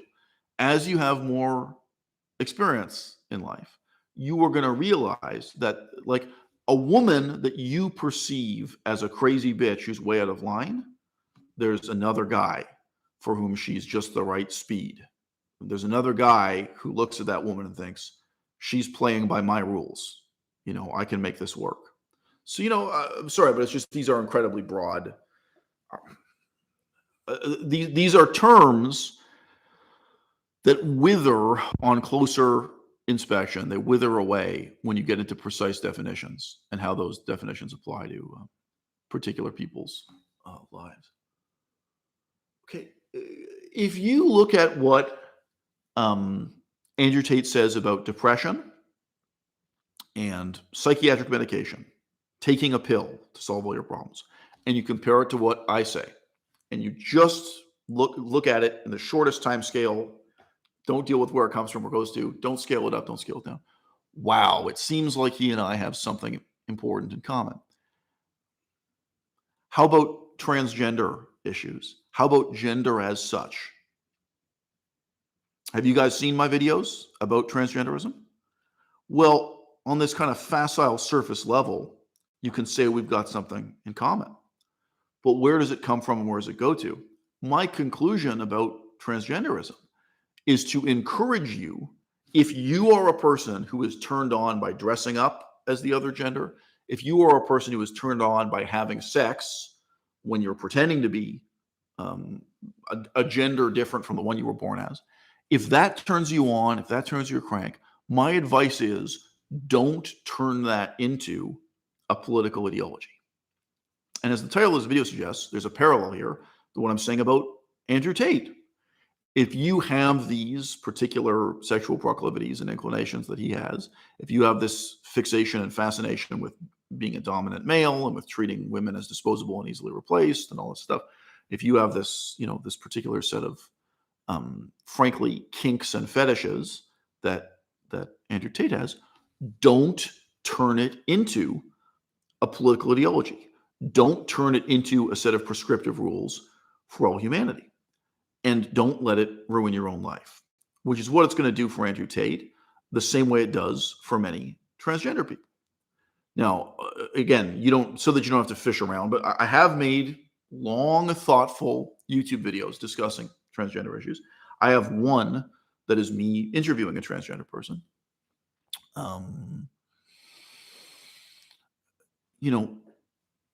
You can dress up as a woman. Okay, if you were born a man, you can dress up as a woman on the weekends. You can dress up as a woman and enjoy acting out this sexual fantasy in the privacy of your own home or at a swinger club or at a brothel. You can do this once a week. You can do this once in a while. Something that is documented, at least going back to ancient Rome. What is the earliest documentation we have of this kind of, cross-dressing, kinky activity? Okay. If that turns you on, that can be something you enjoy once in a while without justifying a surgical procedure that will cut off your penis, without justifying taking mind-altering drugs, hormones that don't just change your appearance, but that have a mood-altering, mind-altering effect 24 hours a day, 7 days a week. Okay? Now, just cross-dressing without the surgery, without the drugs, without the political ideology, there's a little bit of danger, there's a little bit of risk. Okay? But it is so much more dangerous, it is so much more harmful, and it's frankly so much more debilitating and disabling for you to get involved with these surgeries, to get involved with these drugs, and to get involved with this political ideology. And the first false step is the step from desire, right? To belief. I want something, therefore I'm going to believe something in the hope that belief will help me get it. That's the false step here, right? So there's a whole cosmology that Andrew Tate has created to justify his desires and to lead to the gratification of those desires. It's very similar to what happened with transgenderism. You have a percentage of the population who are turned on by frankly playing with gender roles, dressing up as the other gender, pretending to be the other gender while having sex, the fascination with the possibility of seducing someone who doesn't know what your gender is. And again, that stuff has existed since ancient Rome. You tell me, do we have records of that from ancient China or ancient India? What's the earliest written record of gender bending kink activity? Okay, all right. Now, there's a step There's a dangerous step from desire to belief where you don't want to let this be personalized and peculiarized and trivialized into being just something you enjoy on the weekends. You don't want to let that happen. You don't want to let yourself think through the possibility that this could just be a phase you're going through and that you're going to grow out of. And guys, if you've known anyone who's into transgenderism and cross-dressing, these things, a significant percentage of these people, it is a phase they grow out of. There are a lot of people for whom, like any kink activity you can name, it's something they did for a few years or something they did for 6 months, and then they grew out of it. It didn't turn them on anymore. I mean, I'm sorry, but, and again, this is a super taboo subject within the transgender community. But like, if you ask someone who is transgender or who has a lot of transgender friends, like, are you telling me you've never met anyone who was super turned on by this for 6 months and then lost interest, and then 5 years later, they're living a totally different lifestyle? Yes, that exists. It really does. Okay, and it does for every kink you can think of or name. One of my ex-girlfriends, before she, well, okay, how am I going to put this? When she was with a different boyfriend before me, she had a period of her life of a couple of years where she was really into being humiliated during sex, like being insulted and I think spit on, like where she was really into being humiliated, denigrated while having sex. And I forget if it was for 2 years or what. It was more than 6 months. And she said, and then after a while, it just didn't turn her on anymore. It seemed childish. It seemed stupid. And like, she stopped doing it. And when she was my girlfriend, there was nothing like that. There was no BDSM. She didn't want me to do anything denigrating or insulting to her. And on the contrary, I think she was actually quite sensitive to being insulted. But, whether it's that women want to be, but like some women really want you to tell them that they're ugly and worthless while you're having sex with them. Okay. Do you want to make that into a political identity? Do you want to make that into a permanent feature of your personality that defines or do you want to admit this is something you do on the weekends and maybe not even every weekend, something you do once in a while, but that shouldn't define who you are politically or otherwise?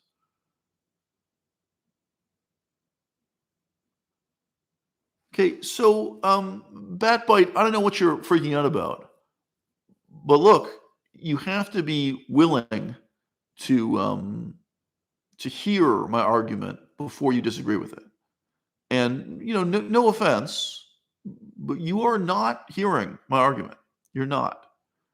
Um, and I'm sorry, even from your comments here, I can tell you've never had. Look, do you even have a gay friend? I can tell you've never had friends who were into transgenderism or cross-dressing. You haven't talked to these people. You haven't heard their perspective at all. All right. You obviously have just listened to some right-wing talking points on a Reddit or, okay. So for example, you've used this frankly, code word, this kind of dog whistle word, autogynephilia. I'm not talking about autogynephilia at all.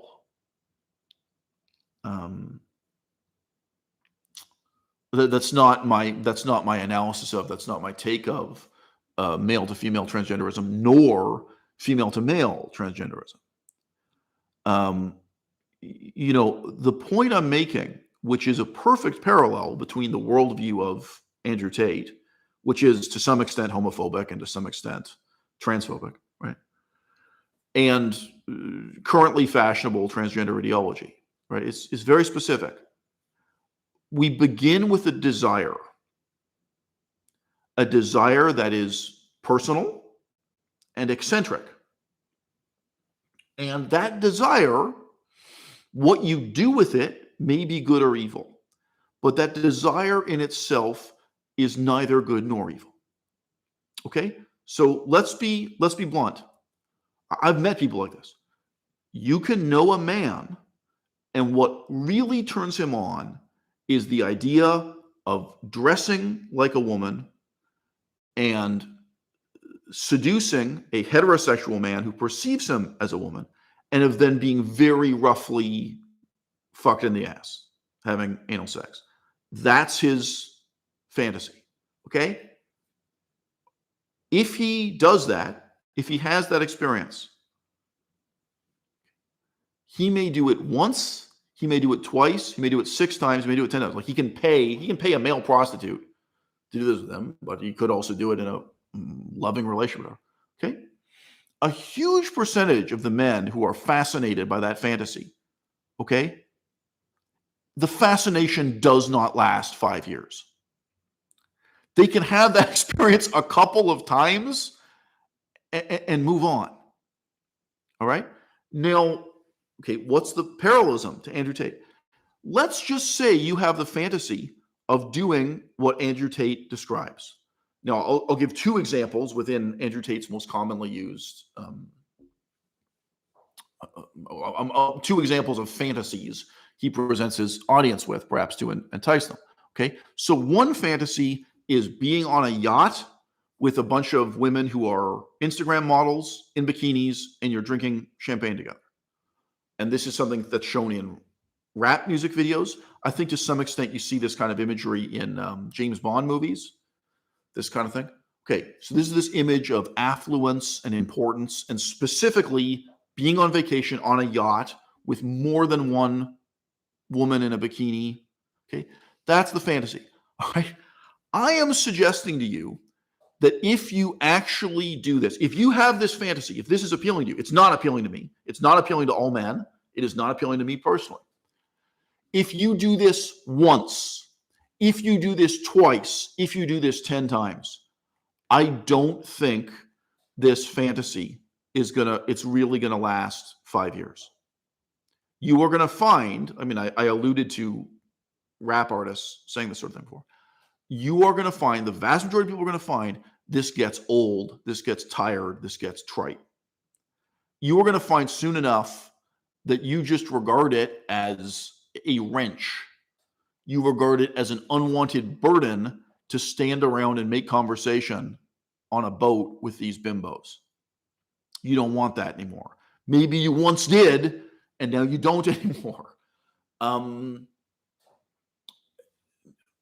look, if I'm wrong, you tell me for what percentage of men is that a lifelong passion, a lifelong fascination?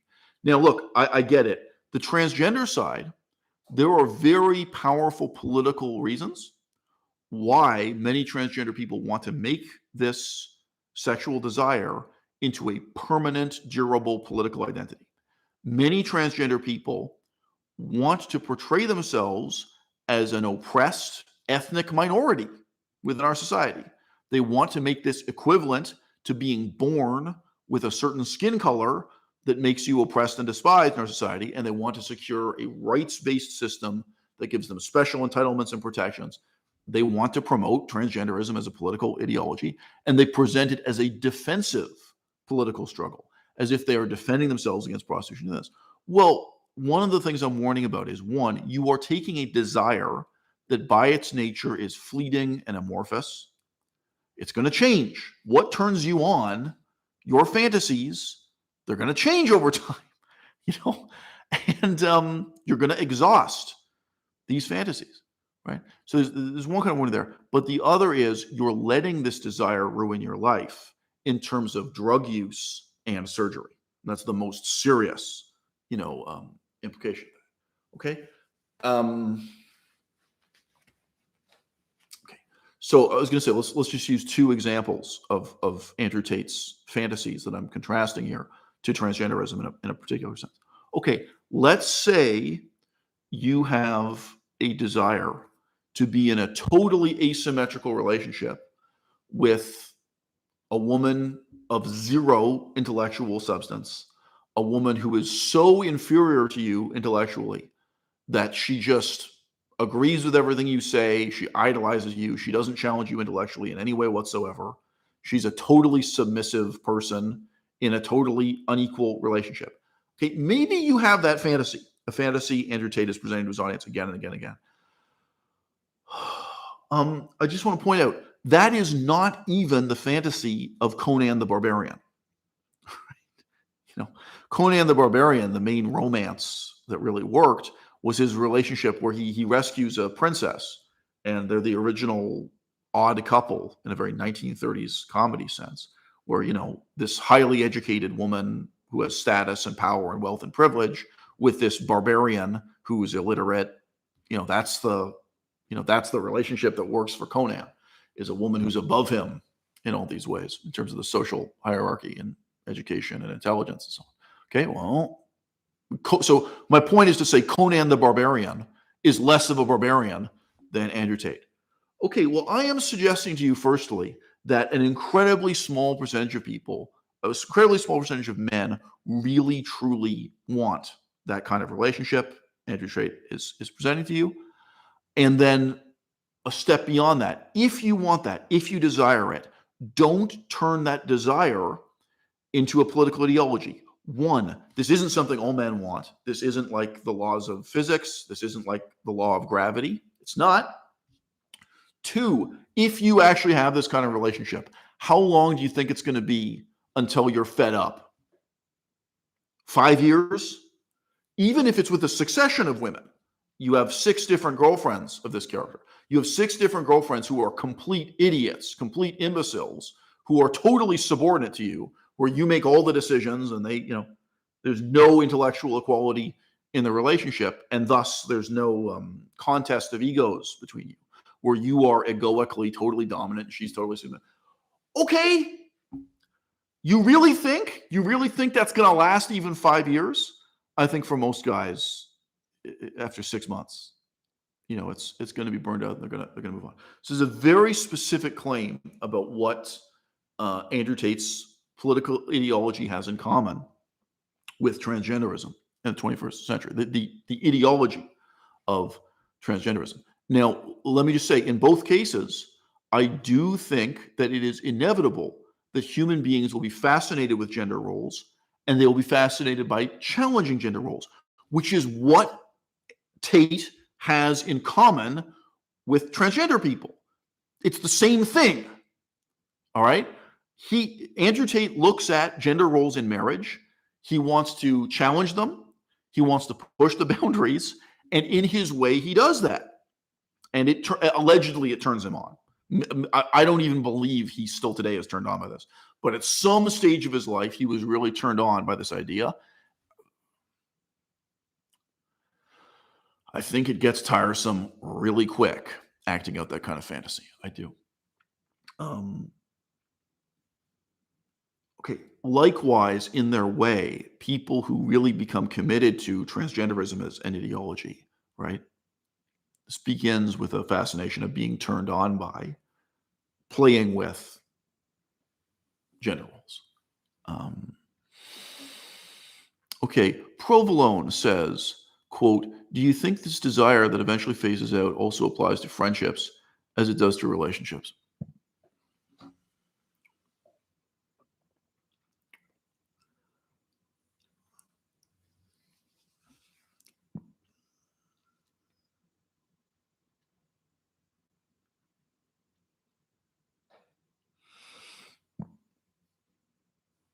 I think that sexual relationships, whether they are as serious as marriage or as casual as a one-night stand, they're so powerful because they inexorably entail demands made on the other person, where you say, "This is who I need you to be for me. This is what I want you to do for me. But this is who I need you to be for me. This is the person I need you to be, I need you to become for me." And simultaneous with that, you are making demands on yourself, where you think, "This is who I need to be. This is what I need to be. This is what I need to do for her, for him, for them." Right? Those demands go both ways. And sorry, so it's 3 or 4 different ways. They're demands I put on the other person. There are demands I put on myself. There are demands the other person puts on me, and other demands the other person puts on themselves. Now, these days, everyone uses the word toxic. I think if you really understand what people mean by toxic, this actually indicates the sense in which all romantic relationships are toxic. Because all romantic relationships are about change, right? You have to change. You have to grow. You can't just be yourself. You have to be better. You have to be someone else, something else. And it's not your definition of better, it's my definition of better. So that's toxic, you know? And if you don't want that, you can become a Buddhist monk. You can go and live in a cave. You don't have to be sexually involved with anybody, you know? I think that friendships, if it's just a friendship, I think it doesn't have this dynamic and frankly toxic set of demands. Now, you know, and I think this is one of those things with the exception proves the rule, or the definition reinforces itself. I think if you have a friend and it does feel that way, you have, like, let's say I'm a heterosexual male and I have a heterosexual male friend, but I feel like I have to work hard to live up to his standards and his expectations for what I am and who I want to be. I think anyone could look at that and say, dude, like, what, are you in love with this guy? Like, what's going on, bro? Like, this is more like a romantic relationship. Now, by the way, I'm not condemning that. I'm not saying that's a terrible thing. I'm saying that whether you're talking about, a heterosexual woman having a friend who's a heterosexual woman, or heterosexual man having a heterosexual male friend, if friendship resembles a romantic relationship in this way, then I think we are kind of departing from the category of friendship properly defined into some other kind of relationship. And maybe that's okay. You know,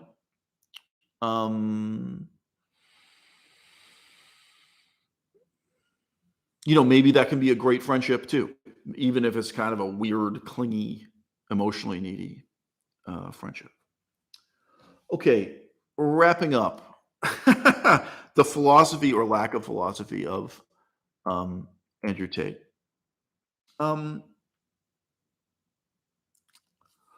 Ultimately, what is Andrew Tate's message for transgender people? Well, it's idiotic. He doesn't take seriously the problem. He doesn't propose any solution. I've already confessed to you what my solution is. I encourage transgender people to not take the drugs and not do the surgery. But if it turns you on to engage in cross-dressing or anything other, do it. So for me, where does this come from and where does it go to? Well, it comes from a concern that these surgeries and these drugs will ruin your life. It comes from a concern that this political ideology will ruin your life. And then where does it go to? It says, where it concludes is, hey, you can be a kinky person who's turned on by playing with gender roles on the weekend or whatever it is, and you don't have to let this ruin your life. Like, you can have the positive element of it without the negative element. You can enjoy whatever it is that turns you on about this without the drugs, without the surgery, and without convincing yourself that this is a biologically real innate condition you have that can only be solved through drugs and surgery, right? So that's where it comes from for me, and that's where it goes to. I'm not even going to summarize. Like, for Andrew Tate, what's his point?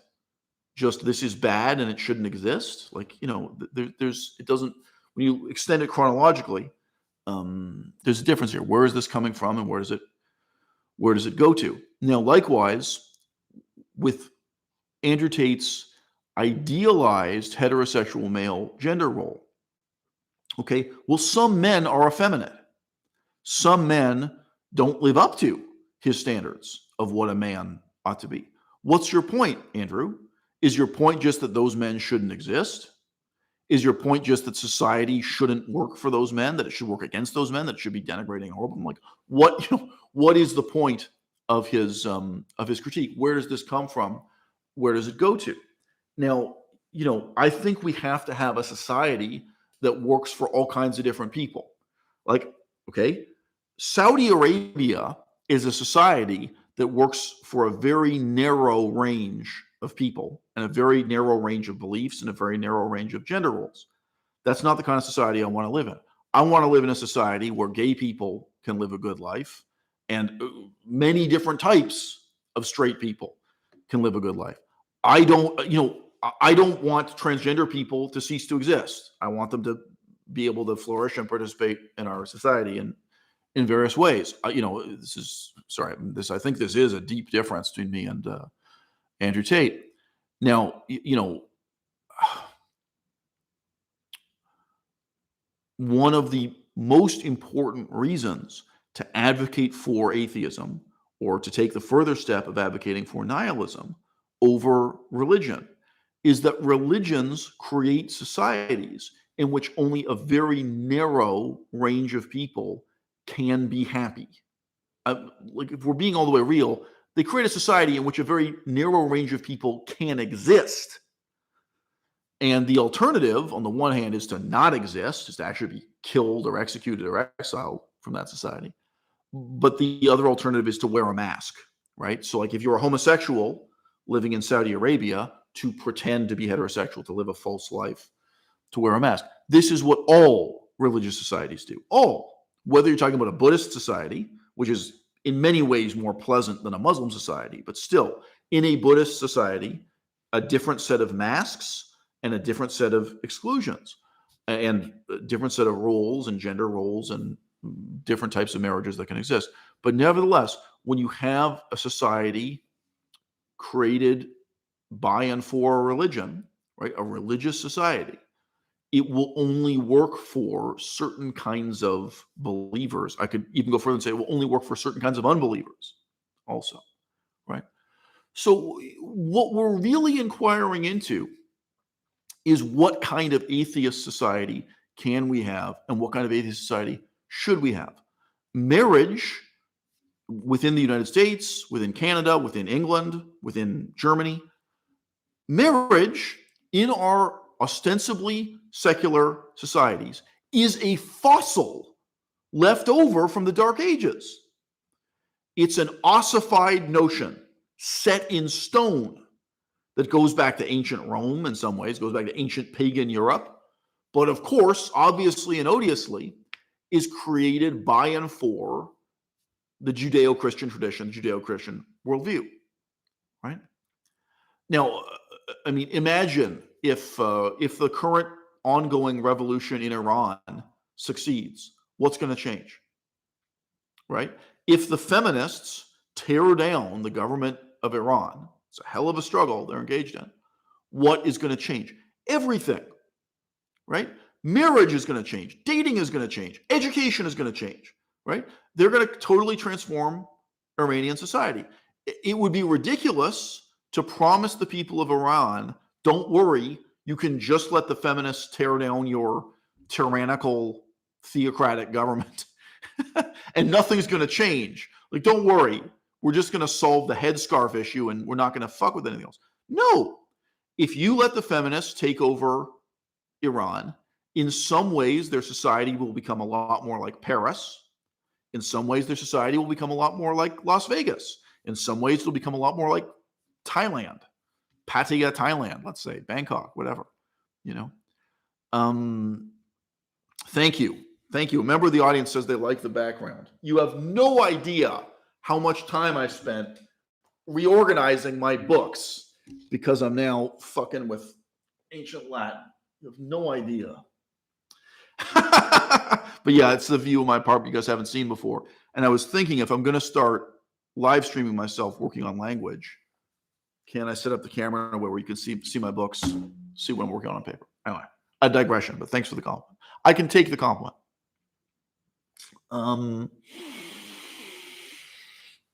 Okay. The inquiry that Andrew Tate leads us into, yes, it is partly about what kind of person do I want to be? What kind of man do I want to be? What kind of woman do I want to be? The implications of gender roles in our own lives regarded as isolated people. Okay, let's move up in scale. Let's talk about a society of thousands of people, of millions of people. Let's expand the time slice. Let's talk about where this is coming from and where it's going to.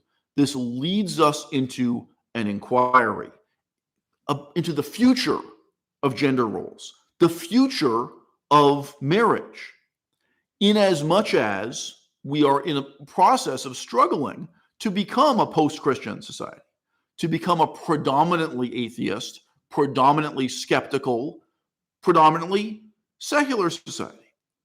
What does that look like? What should that be like? And by the way, I despise Andrew Tate, and someone I despise much more is Jordan Peterson. I think Jordan Peterson is much more dangerous politically. But I will concede the point. I understand how terrified Jordan Peterson is of allowing feminists and of allowing transgender rights activists to define that future. And he is instead looking backwards and saying, no, he would prefer to go back to the Dark Ages. He would prefer to return to the ossified remains, the fossilized remnants of what marriage used to be, right? In, let's say, the 13th century in Europe. Well, if you want to know what that's like, how about you take a fucking vacation in Saudi Arabia? How about you take a vacation even in the so-called liberal Muslim countries? How about you take a look at what marriage and gender roles are like in Pakistan right now, including arranged marriage, your parents' arrangement, including cousin marriage, including inbreeding. Now, Andrew Tate has now converted to Islam. You may well, this inquiry, these questions, you can look at to what extent is Andrew Tate now going to lead us into, like, is he going to stumble into a really meaningful political discourse about the future of Islam and the difference between the Western world, to what extent the Western world commits to atheism, commits to having a truly secular society, as opposed to a religious society. But I mean, someone like Jordan Peterson is pointing the finger backward, because when he looks forward to a future defined by Marxists, defined by feminists, defined by transgender rights activists, and defined by the overlap between those groups, he feels terrified. He feels horrified. Now, again, it's Jordan Peterson. He's an idiot. There are things that terrify me. I don't want to live in a society in which bodybuilding supplements are legalized or normalized. I don't want to live in a society in which even 20% of people are doing testosterone booster, HGH, the different kinds of currently fashionable steroids and performance-enhancing drugs. That's terrifying to me. And yes, that has implications for gender and marriage and child raising and everything else. It seems like everyone else is comfortable living in a society where a huge number of people are using gear or using steroids. It seems like everyone else is comfortable living in a society where gambling is legal, where there are casinos everywhere. I'm not. I'm anti-casino. Everyone else seems to be comfortable with living in a society in which drugs and alcohol are at the levels now normalized in Seattle, in the Pacific Northwest, in which every time you walk to the grocery store, you're walking past crowds of fentanyl addicts, cocaine addicts. A lot of people, are looking at the currently fashionable left of center liberal values, and they have no problem with these things. Where I also react negatively. I say this can't be the future. This can't be normalized. This can't be justified. This can't be standardized. We have to stand up and say, no, no, no, this is wrong, before we end up being in a world where, Marxist ideology is used to justify creating, ironically enough, a kind of late stage capitalist land of the lotus eaters. I mean, it's like Marxist ideology, which was created to destroy capitalism, instead becomes like an accoutrement to a vision of capitalism in which everybody is totally devoted to their own endless self-indulgence, whether that be sex work, like sex, prostitution, drugs, alcohol, like the Spartan revolutionary philosophy of Karl Marx, what it is, has become, the philosophy of Hassan Abbey. Hassan Abbey justifies his sleeping with prostitutes in a brothel as supporting sex workers because sex work is work, and sex workers are supposedly proletarian. This represents support for the proletariat for him to sleep with prostitutes. Total self-indulgence in terms of drugs. And yeah, I get the way in which the demolition of marriage, this becomes part of the sort of defensive conservative hysteria. Jordan Peterson probably represents that more coherently than Andrew Tate, but Jordan Peterson, Andrew Tate, etc. Right? And look at how pathetic their response to this is, right? Their response to this is like play more football, like do more kung fu. It's just ridiculous. So what's your vision? What's your vision of the future, Andrew Tate? Or of a future in which more men do kickboxing and, just mind-blowingly stupid, the response to it. Okay. But my point is ultimately, Andrew Tate represents a shallow and inadequate response to a really profound set of questions that we should struggle to deal with adequately and profoundly. Medieval Christian marriage does not make sense. Stop trying to make sense of it. The same way, okay, what percentage of people are happy in Saudi Arabia? What percentage of married women are happy in Saudi Arabia? I'm going to claim it's 0%. I think the life of a married woman in Saudi Arabia is not fit for a human being. And any women in Saudi Arabia who think they are happy don't know what happiness is, don't know what a meaningful life is, don't know what the meaning of life is. They're so deprived that they think they're happy when they're not. Okay? What percentage of heterosexual men in Saudi Arabia are happy? I'm going to be real with you. I think it's close to zero. I think it's probably hard for men there to admit to themselves the extent to which the gender roles they've embraced, even though they are patriarchal, like they are created in order to serve a certain type of man, that actually it's a frighteningly small percentage of men for whom that is a life worth living, for whom the system works, right? If you have a social system that only works for Jason Momoa and that only works for Andrew Tate, think about all the people who are going to be miserable.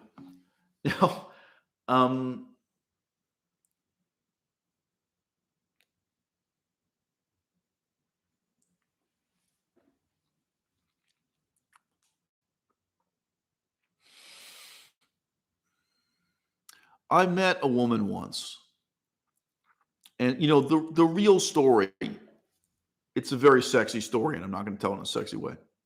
I met this woman, and we talked for a couple of hours, and I turned her down. I didn't pursue a relationship with her. And she was a lawyer. So I'm choosing to leave out all kinds of details of this story. There are many remarkable things about this story, actually. And as I say, it's quite a sexy scenario living through at the time.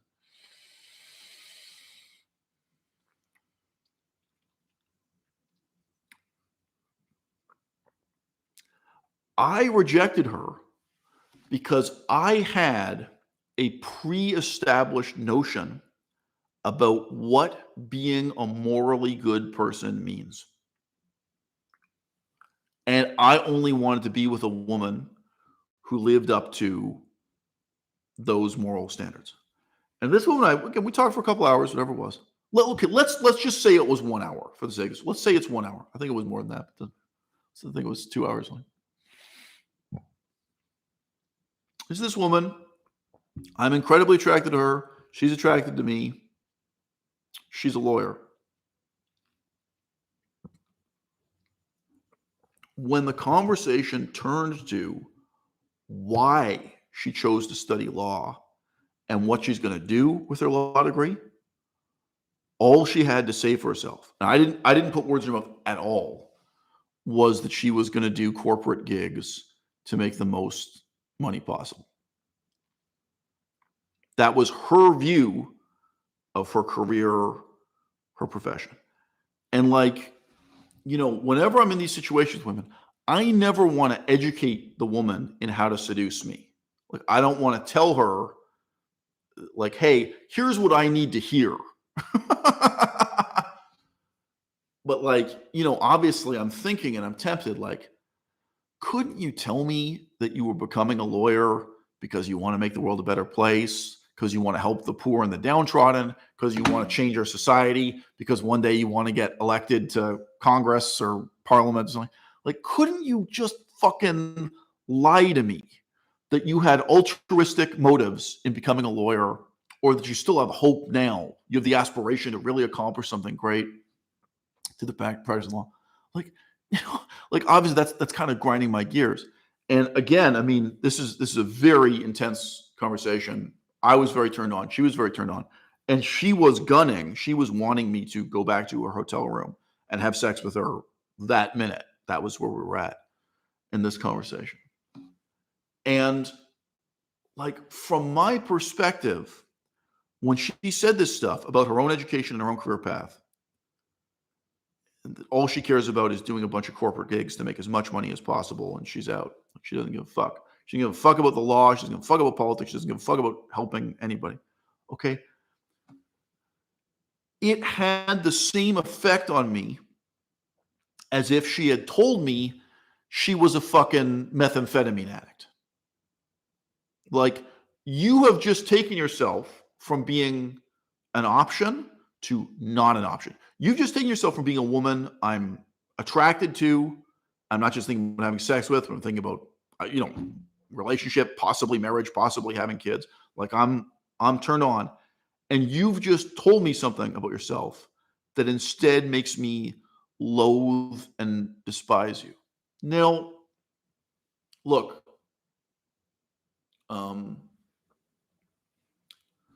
I was wrong.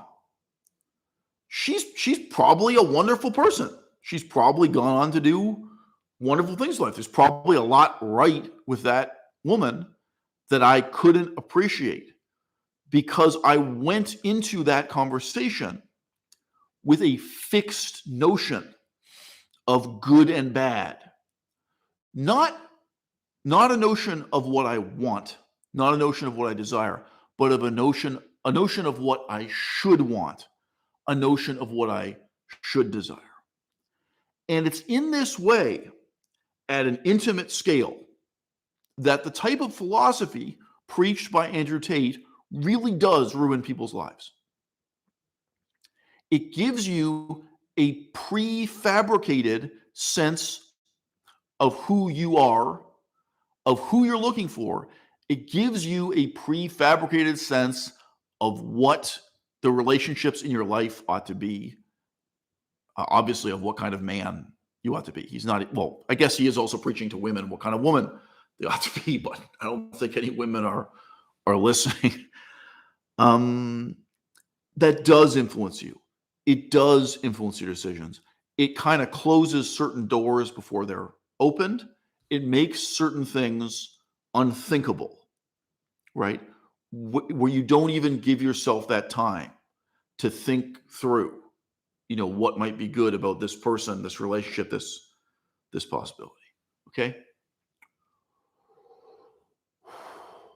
And, the danger when you scale it up is of living in a society where all of the police officers actually try to practice what Andrew Tate preaches, of living in a society where your child is being raised in school by a school teacher who practices what Andrew Tate preaches, where the universities have professors who believe in and profess what Andrew Tate preaches, where ultimately political control, decisions about the fate and destiny of our society are being made by Congress people, by parliamentarians who have embraced the new barbarism, the new model of masculinity that Andrew Tate preaches. And I have to tell you something. If you live in the United States of America right now, you have to ask yourself, to what extent am I not describing a possible danger in the future, but a danger that already exists, a cultural phenomenon that already exists in the present tense?